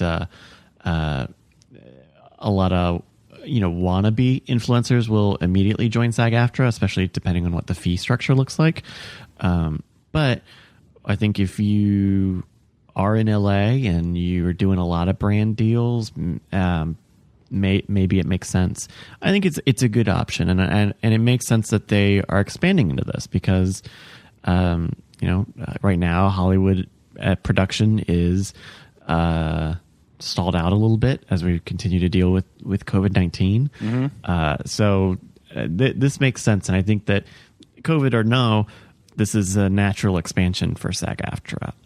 But I don't know enough of the details to say any more than that. I kind of like the idea of getting enough big Twitch folks together in a union to be able to apply pressure to Twitch to say, like, you know, right now, I mean, last week we had an article, I don't even know if we went over it, about Twitch putting the these pop-up ads in any embeds. Like, right. If you try to do an embed, that it pulls up this thing saying like, it would be better if you went and watched this on Twitch, and like all screen of death, and it would show up every 10 minutes or something. Yeah, and then all of the music copyright stuff that we've been seeing with them. It would be interesting to see if there was a way for creators to create an organization strong enough to be a counterforce to basically say, you know, no, you need to take what we want into consideration instead of just basically doing everything that, you know, rights holders, ad holders, et cetera, would like. So, yeah, absolutely. You know, you look at something like TikTok, where it's built on using music that TikTok clears or using music that other TikTok users create, and it's you know, it's clear that TikTok has a lot of money because a lot of the dangers of the system that they've built would make any other company bankrupt by now. Yeah. You know, it's partly because TikTok is so successful, but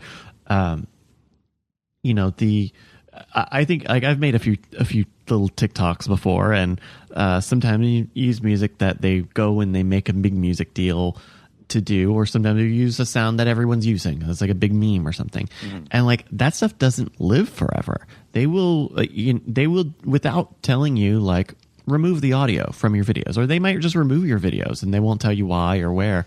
And that kind of stuff is very thorny, especially if you get into a position where brands are involved, where there are these brand deals or advertisements, whatever, like, and that's something where, you know, if there was you know, an arm of SAG-AFTRA that was like, hey, you guys need to make X, Y, and Z make sense on TikTok, I think that can be a significant amount of collective bargaining power for influencers and digital creators. Because, or like you said, like to tell Twitch, like, hey, like, you need to be, you have two interested parties, not just rights holders, but also your creators. Yeah.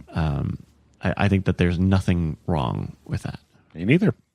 All right, we got a bunch of trailers. We got a Ratchet and Clank Rift Apart trailer, which is kind of just all footage from that's been previously seen, but we got a release date. So June 11th, and apparently it's up for pre-order.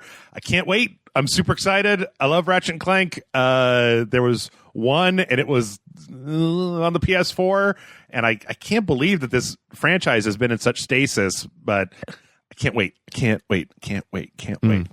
It looks cute, and I think, you know, Ratchet kind of always being like an also ran mascot for the PlayStation, I think is really going to get a certain amount of benefit for being a PlayStation 5 exclusive, and for there being just kind of a real drought, a continued drought in terms of new games. Yeah. Have you played any of the Ratchet games? Maybe played minutes of them. I know that that PS4 one is on the PlayStation Plus games collection thing, and I haven't played it yet. But it seems fine. I feel like I was more of a Jak and Daxter person because I wasn't as there was no shooting, or at least in the one of those that I played, there was not like a big shooting mechanic. Yeah. I don't know. There've been so many of them, and they're all so good. And I feel like they faded into obscurity. I think there was like 4 games on the PS3, like 4 different Ratchet and Clank games. There was like, they always have these really creative mechanics. There was one that was like a time one. There was like a subspace one, and then in between, just this really, really solid shooting, leveling up guns, and then exploring kind of open levels mechanic. That I don't know. It just seems so weird to me that the brand seems like it just went away for a while. That like in the last generation, we just kind of forgot about it, and everybody else is like, did that movie come out? Did you see the movie? No, I heard it was. I never watched it. I heard it was terrible. Really? Oh no! I didn't want to sully my brain with Ratchet. I didn't know how it could be terrible though, because it's such a simple story of like, this Lombax, I don't know where I came from. I want to make my way in the universe. What's this? A robot? Oh, we're best friends now. Let's go on an adventure and fight a guy with a big brain. And it writes itself. Seems easy to me. Yeah. Yeah. So I don't know. I'll be happy because then I'll have something to be as excited about as the people that are excited about Bandicoot, Crash Bandicoot. Oh yeah, Crash 4. Yeah. Speaking of which, so we'll just jump ahead here. Crash 4 has a release date now and is coming to platforms that are not the PlayStation 4. Specifically in the next gen update, right? Yes. Yeah, this is pretty cool. I got Crash 4 over the holidays. It's a fine little game. Mm-hmm. And it's coming. It was on the PS4 and the Xbox One, and then this is the release date for PS5, Series X, Switch, and I believe PC. Yeah, on March 12th. I played a little bit of it. I thought it was okay. I just don't think I'm not a Crash man. I'm not a Bandicoot. I'm not that kind of I'm not that kind of marsupial. But did you enjoy it? Did you beat it? Did you 100% it? No. Not. I haven't even played very much of it because I ended up buying a lot of games at once. But I think there are a lot of nice changes to it. Like I think that they, like there's no live system anymore, or you don't have to play it with lives. You can just play it and die as many times as you want. But there are some things that like don't make sense. So even when you play on no lives mode, you're still graded on how many deaths you take in a level, and they still will count a death even if you've never gotten a checkpoint and you have to start from the beginning. And like little stuff like that feel weird. And I've heard that from hardcore, diehard Crash people, that like 100%ing this game is not as fun as it is in the original trilogy. But I think it's fine. I think it's good kind of 3D platforming. And I don't know. It's very weird. We've gotten 4 Crash Bandicoot games now in the past couple of years, and I think they're fine. Crash is it's. I like Crash. I grew up with Crash, but Crash is fine. Crash is good. Crash is good. Crash is good. All right. Well, we know that you think that Crash is good. Tell me what your feelings are about this Nier Replicant footage that we saw. Is it also good? Yes. It looked like they have. I think this was the big question that we've had about this Nier Replicant remake or port forward, whatever. Is what would the combat look like? Because with Nier Automata, Platinum came in and really platinumed up the combat and made it really smooth. And it looks like from this footage that they've done the same treatment and just revamped all of the combat for the original Nier, which is exactly what it needs. I think the worlds are clever. I think that the story is like Automata, kind of long and winding, and it takes a good amount of work to actually get the answers to things. But if you make the combat experience even easier or smoother, in the way that Automata did, then I think you got another recipe for success here. I'm curious to know if this is since you've actually played the first Nier, if this is a carryover from the first one or what. But like all the geometry in the world seems very big, and the main character on screen seems very small. Like the camera seems very zoomed out from them, and then everything around, like there's this part in this 9-minute walkthrough where you're fighting in this room, and the room is just this huge open room. There's like nothing on the ground. It's just a big wide arena, and I feel like a lot of what I'm seeing in this footage is like these areas where the main character seems very small and everything else seems very big. And I'm curious to know if that's just like the fact that they're using the Japanese main character, or if that's what it was like before, if it's just kind of a holdover from the geometry of the PS. This was a PS3, right? PS3 game. Yeah. I feel like broadly that is kind of how the original Nier was, where you kind of had some big kind of empty looking spaces. Having a lot of space for combat. You'd go into huge fields and you'd see all the big, the decrepit highways and stuff. I feel like that's probably a design holdover from the original game. I would love to see some footage comparing this new footage that just came out with how the game looked, because it's been a while since I've played. It's been years and years since I played the original Nier. Because I did get a sense of that too, of like, this does feel kind of empty. Some of the stuff does feel a little unrefined, but then again, like the bigness of these spaces also felt a little foreign, right? Like when they get into the village here, that starts off this footage, I was like, I don't remember there being such a huge space, was there? Yeah, I don't know. So I don't know either, but it's fascinating to see. I'm glad that they're redoing this game, though. This is a really good story as well. Okay. Let's see. I, on the other hand, am I don't know. There was an announcement last week that they're putting out Akiba's Trip Hellbound and Debriefed, the 10th anniversary edition. And I don't think that anybody in the entire world except for me is probably excited for this.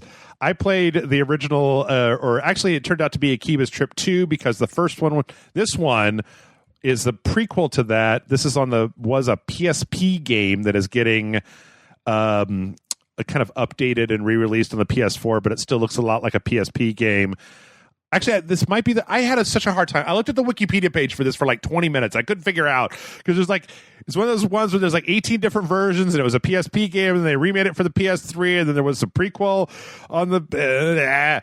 But the whole point of this, Grant and I played this years ago, is that the world has been invaded by these weird energy vampires, and you're in, I believe you're in like Akihabara, and like, the combat is all about ripping other people's clothes off to expose the energy vampires to the light of day. And so it's this weird open world brawler where you've got to rip people's clothes off. And you know what? I'm there for that. I'm into it. I want to see crazy Japanese games where you run around and rip people's clothes off. I don't know. Maybe that's just me. Yeah. I played a little bit of this on PS Now. I think one of the versions is on PS Now, and I played that for a little bit. I had a tough time with the writing of this game more than the gameplay. This is the thing where like you definitely just play a perverted, otaku, and you want to sleep with all the girls, and it leans into a lot of stereotypes that I think are maybe not great to have to kind of put yourself in the shoes of. I didn't like being this character at all.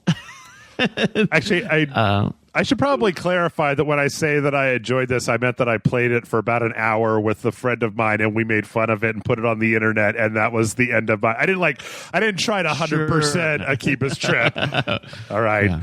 I saved that for important things like Honey Pop 2. So,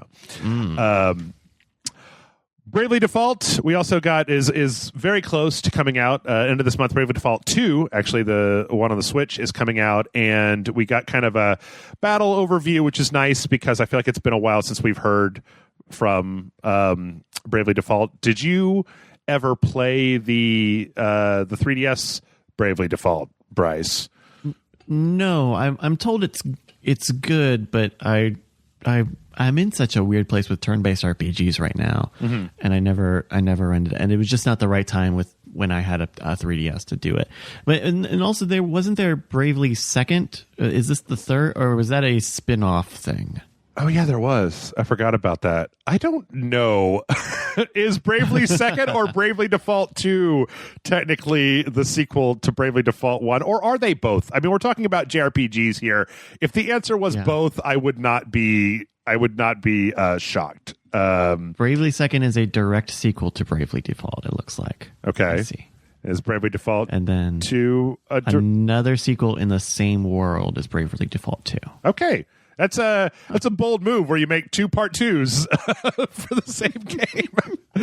Oh, Japan. I don't know. I liked Bravely Default a lot because it took I don't think that, I know Square Enix doesn't want to do people line up on one side, people line up on the other side, then they attack and then they attack and then they attack. Like for some reason on their main stuff, Square seems like they don't want to do that anymore. I still think that's fine. Like, I think that it works regardless of your opinion about the story. I think that the Persona games do a good job of integrating taking that formula and then adding things to it to make it more interesting.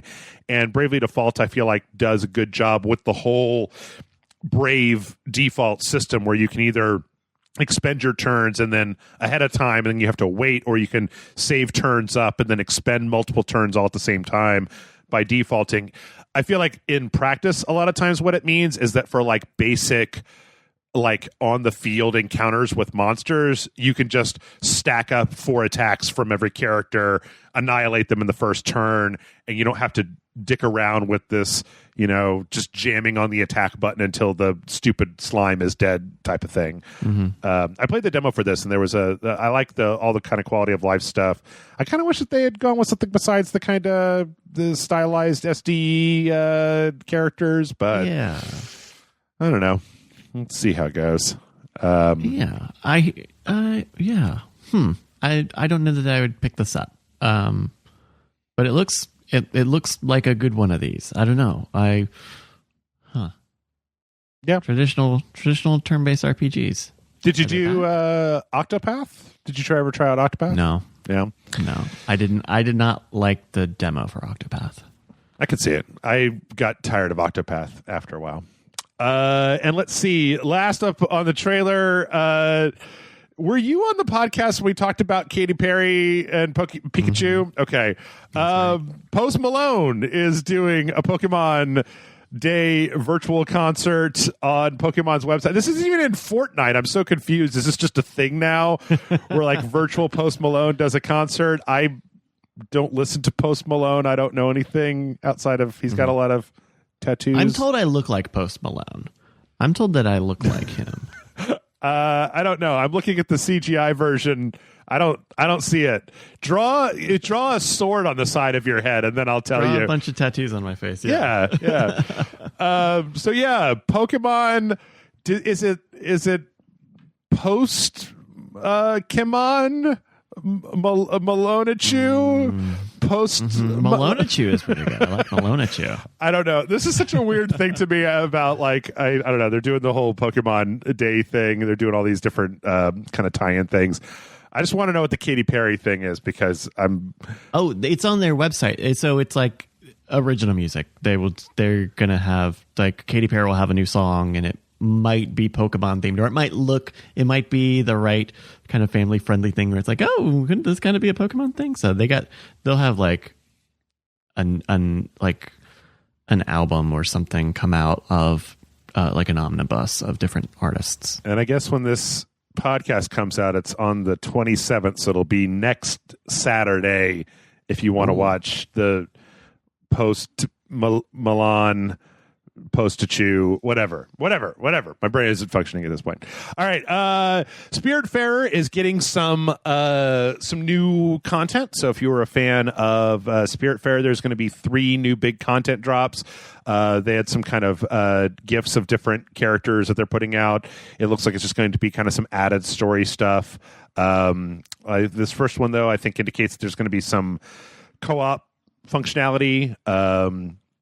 But yeah, so I mean, this is mostly just like, hey, if you like Spiritfarer, keep an eye out because this stuff is going to be added. I really wanted to play Spiritfarer, and then I found out that it was like 20 or 25 hours long, and I was just like, no, I would play 8 hours of this, but I don't think I can do this. And then I read all these articles about like Spiritfarer, it's great, but you have to just keep saying goodbye to all your friends as they go into the underworld, and I'm like, no, I'm not doing that. I don't think that's what I want to do right now. So I was surprised about this. I have not played Spiritfarer yet either, but I did not assume it was the type of game where you could just add more content. I kind of thought that there was a beginning and an end to it.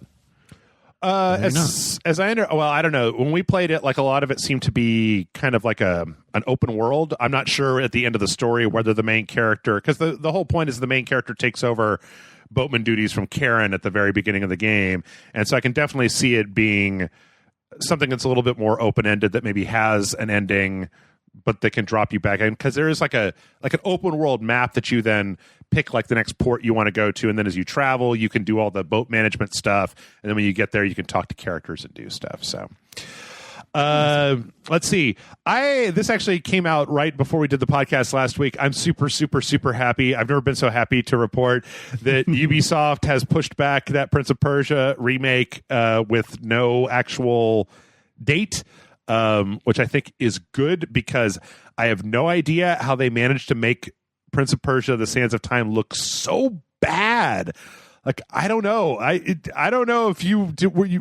Did you and I do the podcast where we talked about this, Bryce, where they did the big Ubisoft? I don't think it was this one reveal, and like it just didn't look good. Like the characters. I do remember this. This was like the Game Award. This was on the Game Awards. Maybe we did. Yeah, this looks fine. Yeah, I don't know. It's just the characters look real, I don't know, rough around the edges. So I hope that they go back and do some stuff to kind of smooth this out, because I would like to see a very good version of Sands of Time. I'd like to have a good version. So let's see. We also found out via leakages that Star Wars Republic Commando is probably coming to the Switch, which, considering they put out Jedi Knight, Jedi Academy, Jedi Knight 2, and Episode 1 Racer, this is probably getting put out by the same Aspyr Media. That's cool. I like Republic Commando. It was really strange because that game is only 4 levels long, and I remember being on like the 3rd level, and I was just like, God damn, how long is this level? I thought it was going to be like a regular game. It was like, I don't know, 10 or 12 levels or whatever, and then I got to the end of level 4, and I was just like, oh, it's done. But it's a cool game. Kind of Rainbow Sixy. Oh, okay. Let's see. Axiom Verge 2 was supposed to be out, I believe, last year, but then got pushed. But we got the news that it's going to be coming to the PC on the Epic Games Store. Epic had a big spring showcase where they showed off a bunch of things, and one of them was Axiom Verge 2. Are people still mad about stuff coming to the Epic Games Store, about Epic Games Store exclusivity? Yeah. Yeah? They are. Okay. They are. Which I think is very, like, the creator of Axiom Verge, like, wrote this blog post about the decision, and you know, you read a little bit between the lines, and it's like, yeah, Epic Games is going to pay him to make that version of the game. You're going to pay him to make the PC version of the game, or we'll subsidize it, you know, to some degree. Which is like, that's what's happening here, right? It's like, otherwise we're just stuck with Steam, where, you know, no one is getting paid. Or you're getting paid when you sell games, yeah, but if you want, especially for indie games, you want to give them a little peace of mind and a little subsidy. I mean, I think that's totally fine, especially when I don't think we've seen an Epic Games deal yet that has been lifetime or completely exclusive forever. Yeah. I mean, this is kind of the record label model of putting money up front to fund something to happen and then doing recouping or whatever. But also, these are not people signing 10-year 360 contracts like the record labels used to and continue to try to put on artists. These are like, they're paying people to make these ports. Yeah. That's good. That's a good thing. Yeah. That's actually a good thing. Sorry, gamers. Actually, it's a good thing that creators are getting paid. I mean, I keep looking back and thinking about things like the leak that they had about Remedy's deal with them, where basically they were just like, Remedy striking out on their own and then basically being guaranteed a future where they can continue to make games because there's a certain level of success that is essentially guaranteed regardless of the number of units sold by the Epic Game Store. Or closer to my heart is an even better example of IO Interactive publishing Hitman 3 as their first like self-published game, and like having that financial leg up regardless of how successful the game is to be able to continue forward as an independent developer, especially after what happened with IO with Square. It's like I want IO to keep being able to make games regardless of what it takes for that to happen. And if it's Epic. Besides, we're already like 3 years into this. It's not like there's only 4 games on the Epic Game Store anymore. There's like a shitload of games. They keep giving away new ones. I think it's not going away, I guess is maybe the best way to put it. Yeah, and it's definitely not going also, away. Oh, yeah. Mm-hmm. And the other complaint I hear is like, the Epic Games launcher is not very good. And I think I guess it doesn't have all the features that like Steam has, and it's been however long. But also like, I don't care about any of these extraneous features on Steam. I want to buy my games and see my games and download my games. And it's convenient that I can click and see the Steam forums for a game when I want to find out why it's not working. But I'll just Google it if I'm on Epic. It's not a big deal. Like I pretty much just right click on the Steam icon and then like install game, launch game, and that's it. I really don't care about the cards. And even the reviews have turned into such a crap show recently where it's like, I've been railing for years about how like, oh, there's no FOV slider, thumbs down. And I'm like, but what about the music? What about the graphics? It locked at 30 frames per second doesn't matter as much to me as it does to you. Like, I don't know. I think that's happening. That was happening last week with Neo 2, I believe, was having some performance issues. There was a patch for the initial release had performance issues. It was getting thumbs down, and then they put out a patch, and et cetera, et cetera. But, also, though, bigger than Axiom Verge is apparently the entire Kingdom Hearts series is going to be finally released on the PC and Epic Game Store exclusive for a while. So Kingdom Hearts HD 1.5 plus 2.5 remix, HD 2.8 final chapter prologue, Kingdom Hearts 3 plus the Remind DLC, and Kingdom Hearts Melody of Memory. And I'm not even going to read all the dumb names of the sub Kingdom Hearts games that are in all of these. But yeah. If you were someone who was waiting for Kingdom Hearts to be on PC to join in, to get in on the Kingdom Hearts games and the story, I would say do not do that. I would say simply live the rest of your life not infecting your entire lifestyle with Kingdom Hearts. And I've got friends who like Kingdom Hearts a lot, and they all agree that shit is stupid and it's not good. So if you want to go and slash fucking Eeyore and Hercules, then go ahead. But just I'm warned. Here there be dragons. I'm looking at so how many hours of Kingdom Hearts are we talking about here? Like, final mix is what, 15 to 20? I'm going to just say maybe 20 for this, 20 for 358/2, 20 for Kingdom Hearts 2. This is a conservative, right? Do you think the main title games are only 20 hours, though? I don't know. I was trying to be conservative. 1, 2, 3, 4, 5, 6 games in the 1.5 plus 2.5 remix. Incredibly conservative, 20 hours a piece is 120 hours of Kingdom Hearts. Is that what I just laid out? Yeah. And then you've got 3 more games in the 2.8 package. You've got Kingdom Hearts 3 and then the music game. I mean, this has got to be 250 hours of Kingdom Hearts, of Keyblades and Soras and Goofies and Donalds quacking in your ear for 250 hours. What madness is this? It's not me. Listeners, please do not subject yourself to this if you do not need to. Yeah. If you're not already spoiled by it. Oh God. Yeah. Let's see. Tales from the Borderlands is coming back. Apparently when Telltale went under, this got delisted from a lot of different places, and as of February 17th, it's going to be relisted and available for the consoles as well. So Xbox One, PS4, and PC on February 17th, backwards compatibility on the S and PS5. I've heard tell that this is like the best one of the Telltale games. It's very good. Okay. It is a good one. I'm glad that it's back because it was one of the notable casualties with the Telltale game stuff. It's a good one. I think, Borderlands, the story in Borderlands is the story that is in Borderlands, but I think Tales from the Borderlands ratchets it up and tries to tell tells a pretty good story. Okay.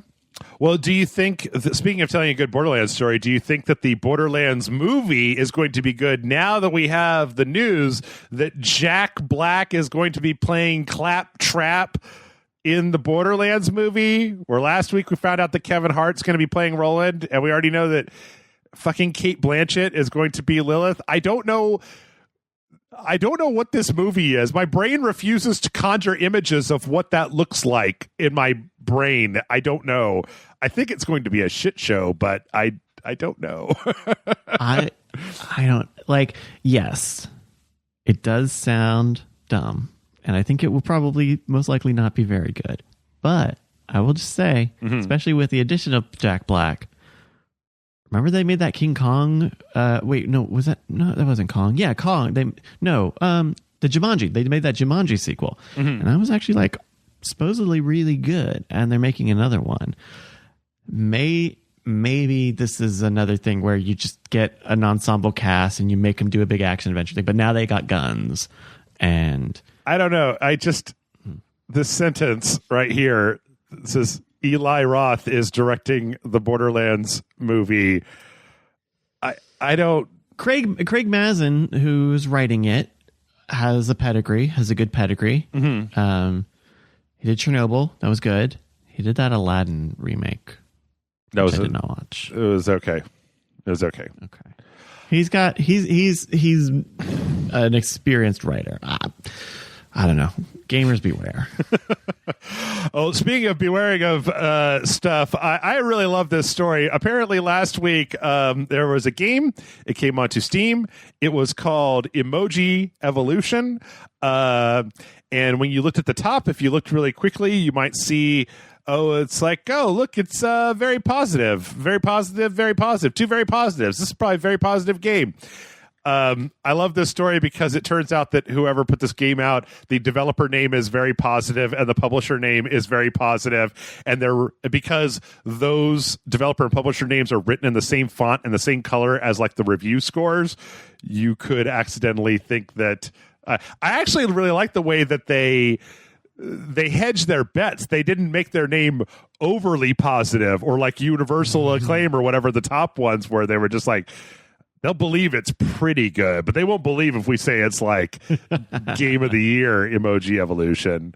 I like this. Just make that field yellow or green or something. People will it's very funny that you could it's incredibly funny that this hasn't happened before. Yep. This seems to be the first time we've seen someone do this. Yep.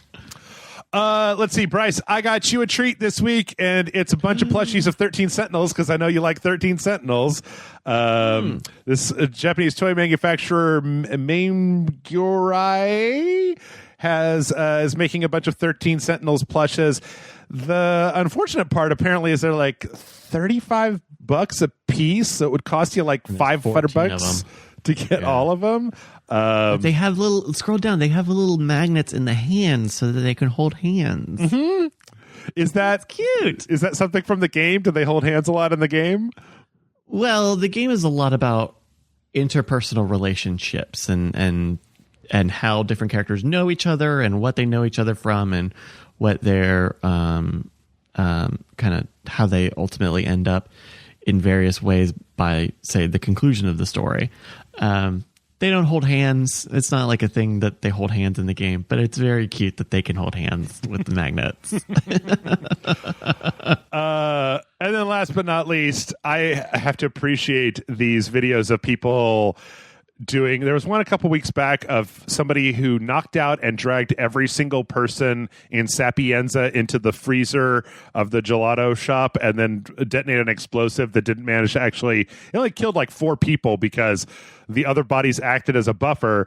So somebody spent 10 hours. Actually, I should definitely credit this with Teallen 96, Teallen 96, who spent 10 hours dragging every single person in the Mendoza map of Hitman 3 into the big grape crusher and then crushed them all.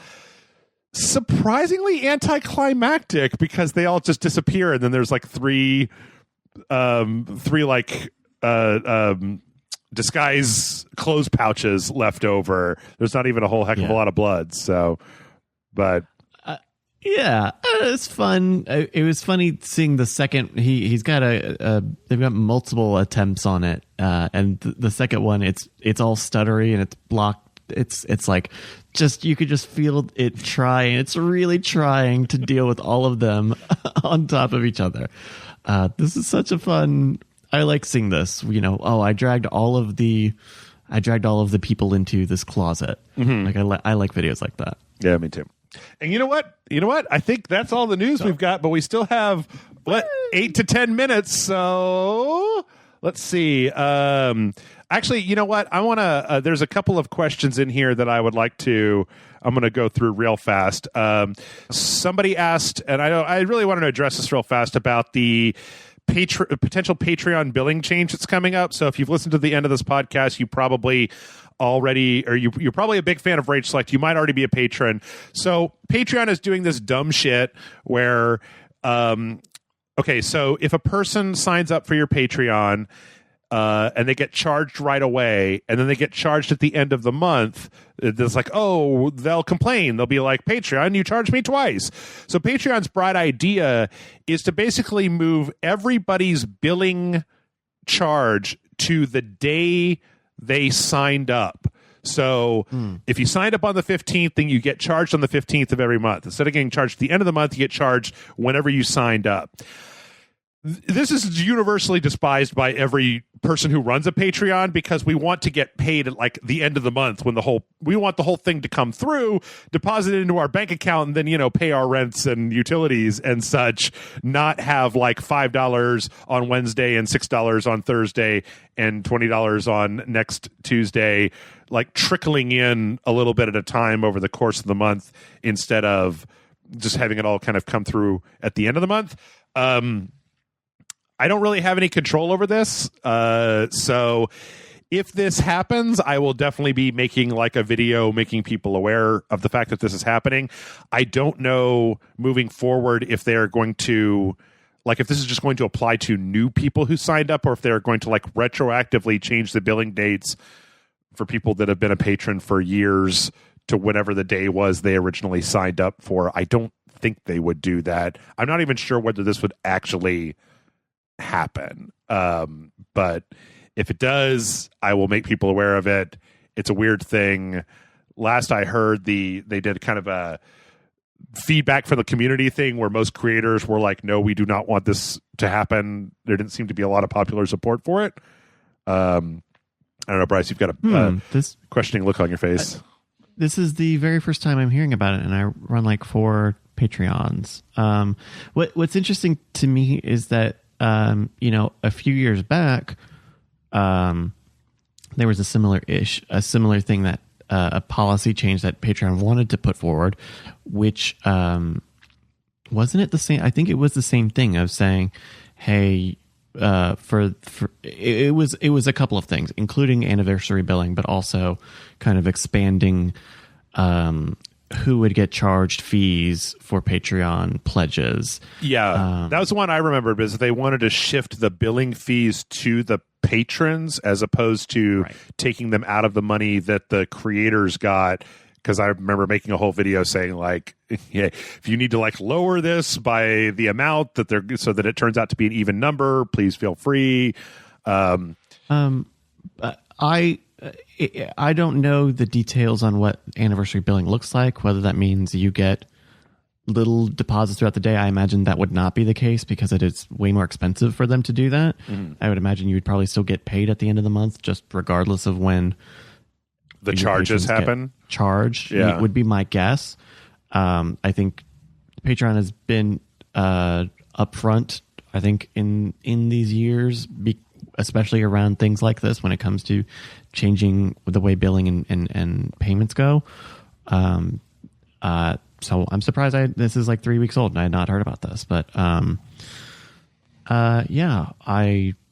don't know why we don't do a lot of monthly the podcast and stuff that I do are not monthly, so this is not as much of a change. But I don't know, I would like to read more into this. I'm not a big fan. I'm not like whether they actually do this or not. I mean, because the whole thing with charging patrons the tax, the billing fees, essentially they reversed that because there's kind of I feel like Patreon keeps wanting to do things to make things change. Like they feel like a company that wants to be proactive, but most of the ideas that I've heard from them, it's been like, oh, that doesn't sound good. I don't want that. So I don't know. Like I said, if it ends up being that, I'll make a video kind of laying it out and make that public. And then another person asked, hey, are you going to do a full playthrough for Hitman 3 like you did the previous 2 games? And I just wanted to say, this came in like a while back, like a month ago. And I just want to say, yes, 100%. I don't like to have multiple sequential games running at the same time. So as soon as we get done with Spider-Man Miles Morales, we'll probably be rolling into to Hitman 3 for our Patreon. But let's see.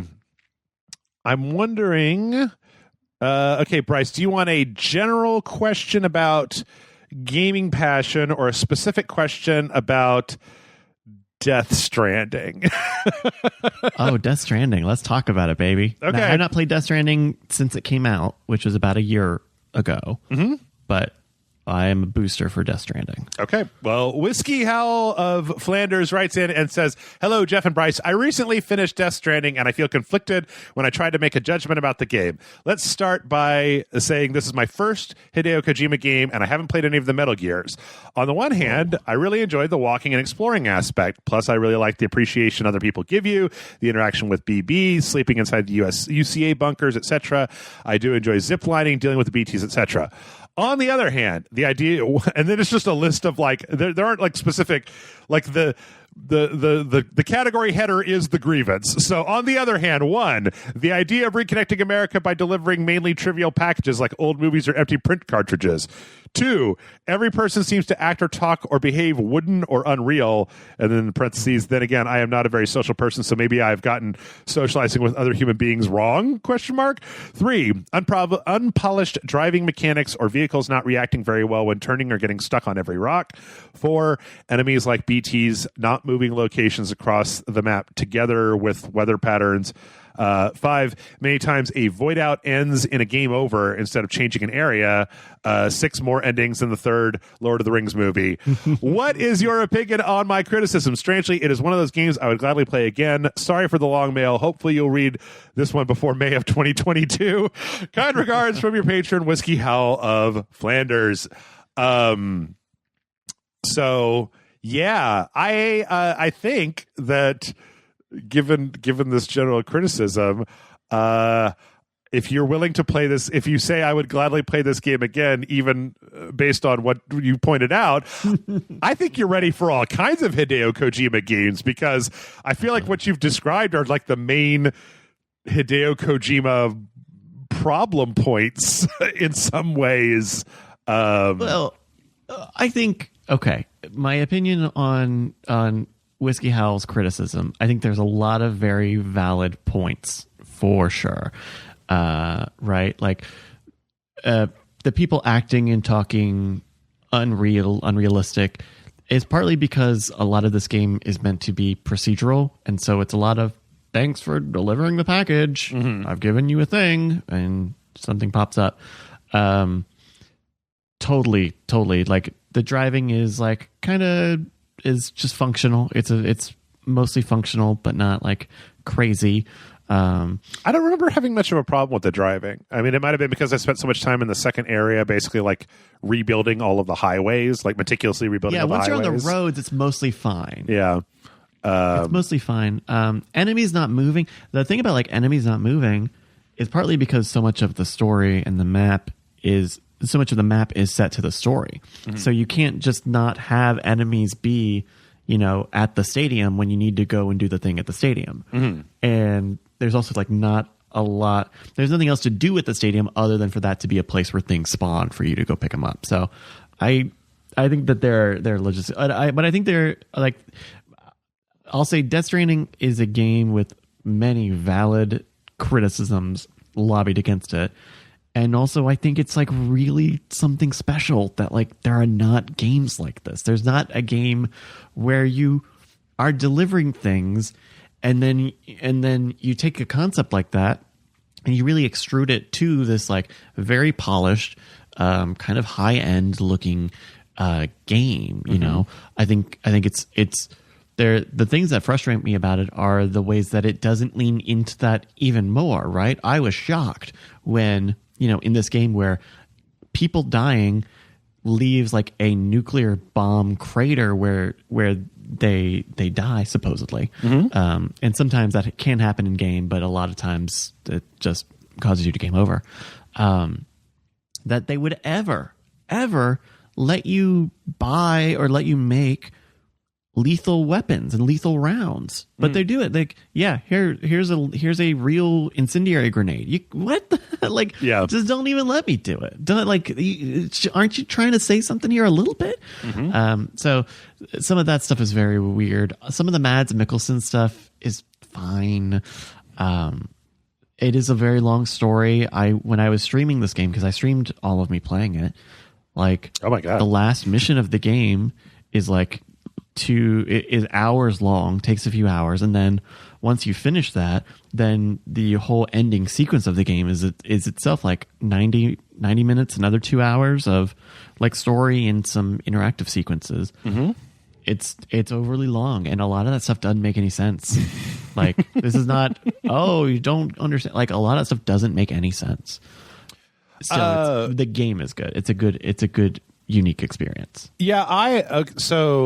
I'm so far in the Kojima camp that I'm like, I don't know. I don't necessarily feel like I need a Kojima story to be locked all the way down. Like, I don't necessarily need it to be able to be functional from top to bottom. I mean, I don't know. Metal Gear Solid 4, you got like nano machines and the Patriots, and like the world's being run by these computers, and it's all ridiculous. But don't get you're gonna get me started on Metal Gear Solid 4, Jeff. It is convoluted and it makes sense. Okay, I don't even remember what happened at the end of Death Stranding, so it's harder for me to. I maybe need to go. Maybe I need to go back. They better put it out on the PS5. I might go back and replay it if they put it out on the PS5. But like, my main criticism with Death Stranding is a weird one that I don't think I would normally have for very many other games. I think Death Stranding is too easy because I think it is super easy to fight your way when you get grabbed out of those arenas where the shadows or whatever pull you into the ink world, the dead world, right? And like the way that if you run out of grenades, like phantoms just show up and start throwing ammo and throwing grenades and throwing stuff to help you. And like I think I voided out, like, not on purpose once in the entire game. And like, I was much more apt to fall down the dumbass mountain in Act 3 and die than I was to get grabbed by the BTs.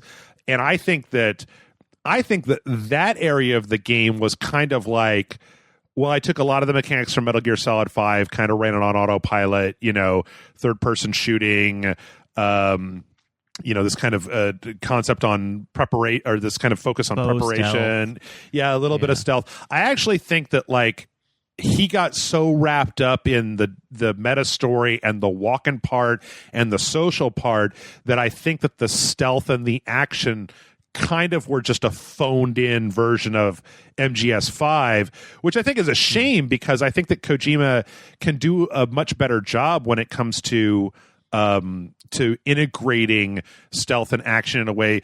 I guess the thing is that, like, who cares about the stealth if I can easily fight my way out of any one of these encounters with a BT? Then it's not scary, right? It needs to be scary, and so in order to be scary, it needs, like, I almost went an entire podcast out saying the words Dark Souls, but like something like that, where, because even when you void out, like, eventually those areas revert back. And I think it would have been more interesting if the concept of a void out was more possible than the getting caught by BTs and potentially, like, blowing up maybe part of the road that I just spent an hour building. There's some stuff in there that I feel like it's a great first pass, but I wish it had been worked a little bit more to integrate the non-walking, driving social parts into the gameplay in a way to enhance the experience. Like, that's my main problem with Death Stranding. That and the I think that's valid. Mountain gets a little wackadoodle. Once I hit the Snow Mountain stuff, I was on a beeline to the end of that game. Yeah. I was having a lot of fun building up roads and all that stuff. But once the Ice Mountain and the little zip line thing that you can make, I was not about to build an infrastructure there. I just needed to get in and get out on that thing. Yeah. Also, I don't know what it is about Hideo Kojima where he can't help but put a gigantic monster for you to fight in a game, regardless of how much sense it makes and whether or not it's completely ridiculous to do so. Because I really liked, what was it, like, Mills? Was that the guy that had, like, the Egyptian... Yeah, I think so. Stuff that was played by Troy Baker. Yeah, it was like the main antagonist. Also, I feel like the Mads Mikkelsen subsections could have used. Those were they were like open world, but they were kind of just a straight line in what you were doing. Like, you're just trying to get from A to B, and so I feel like you could have taken those areas and, like, squished them into a more kind of streamlined roller coaster experience rather than make them quotey fingers open world when there wasn't a lot to do outside of just try to get from point A to point B. If you're really going to do that, you could have had more of the, like, planes crashing, tanks rolling by, more of a scripted sequence than an open emergent sequence, because I didn't feel like there was much in the way in what was going on in there that added to it quite as much. Like, it would have been better as a spectacle, at least for me. So I don't know. I mean, I still enjoyed it, and I'm with you. I think it's a very unique experience. Like, I've never played a game like it before. So yeah, but all right, and that's it. We managed to answer a question. So thanks everybody for watching. Nope. Thanks everybody for listening. That's what you're doing, unless you've been watching that the family on the back of the YouTube video this entire time. Bryce, tell the people where they can find you when you're not over here chatting about games with me. You can find my Twitter at Brightcast, CAS, Brightcast, BRYCAS. And I mentioned this the last time I was on the show, but it's finally officially started the Marbles? Fun Games Marbles. Yeah. It has started. Right. The website is marbles.win. We got an email list. You can get updates on when we're doing games. You can find the schedule there, all the information about how to play. Marbles.win. Join us. Okay. Why don't you? And you can join us for the Rage Select podcast every Sunday here at Rage Select. And that's it. I'm done. That's it. We're done. That's it. I am definitely not going to go play Death Stranding. No. not going to do it.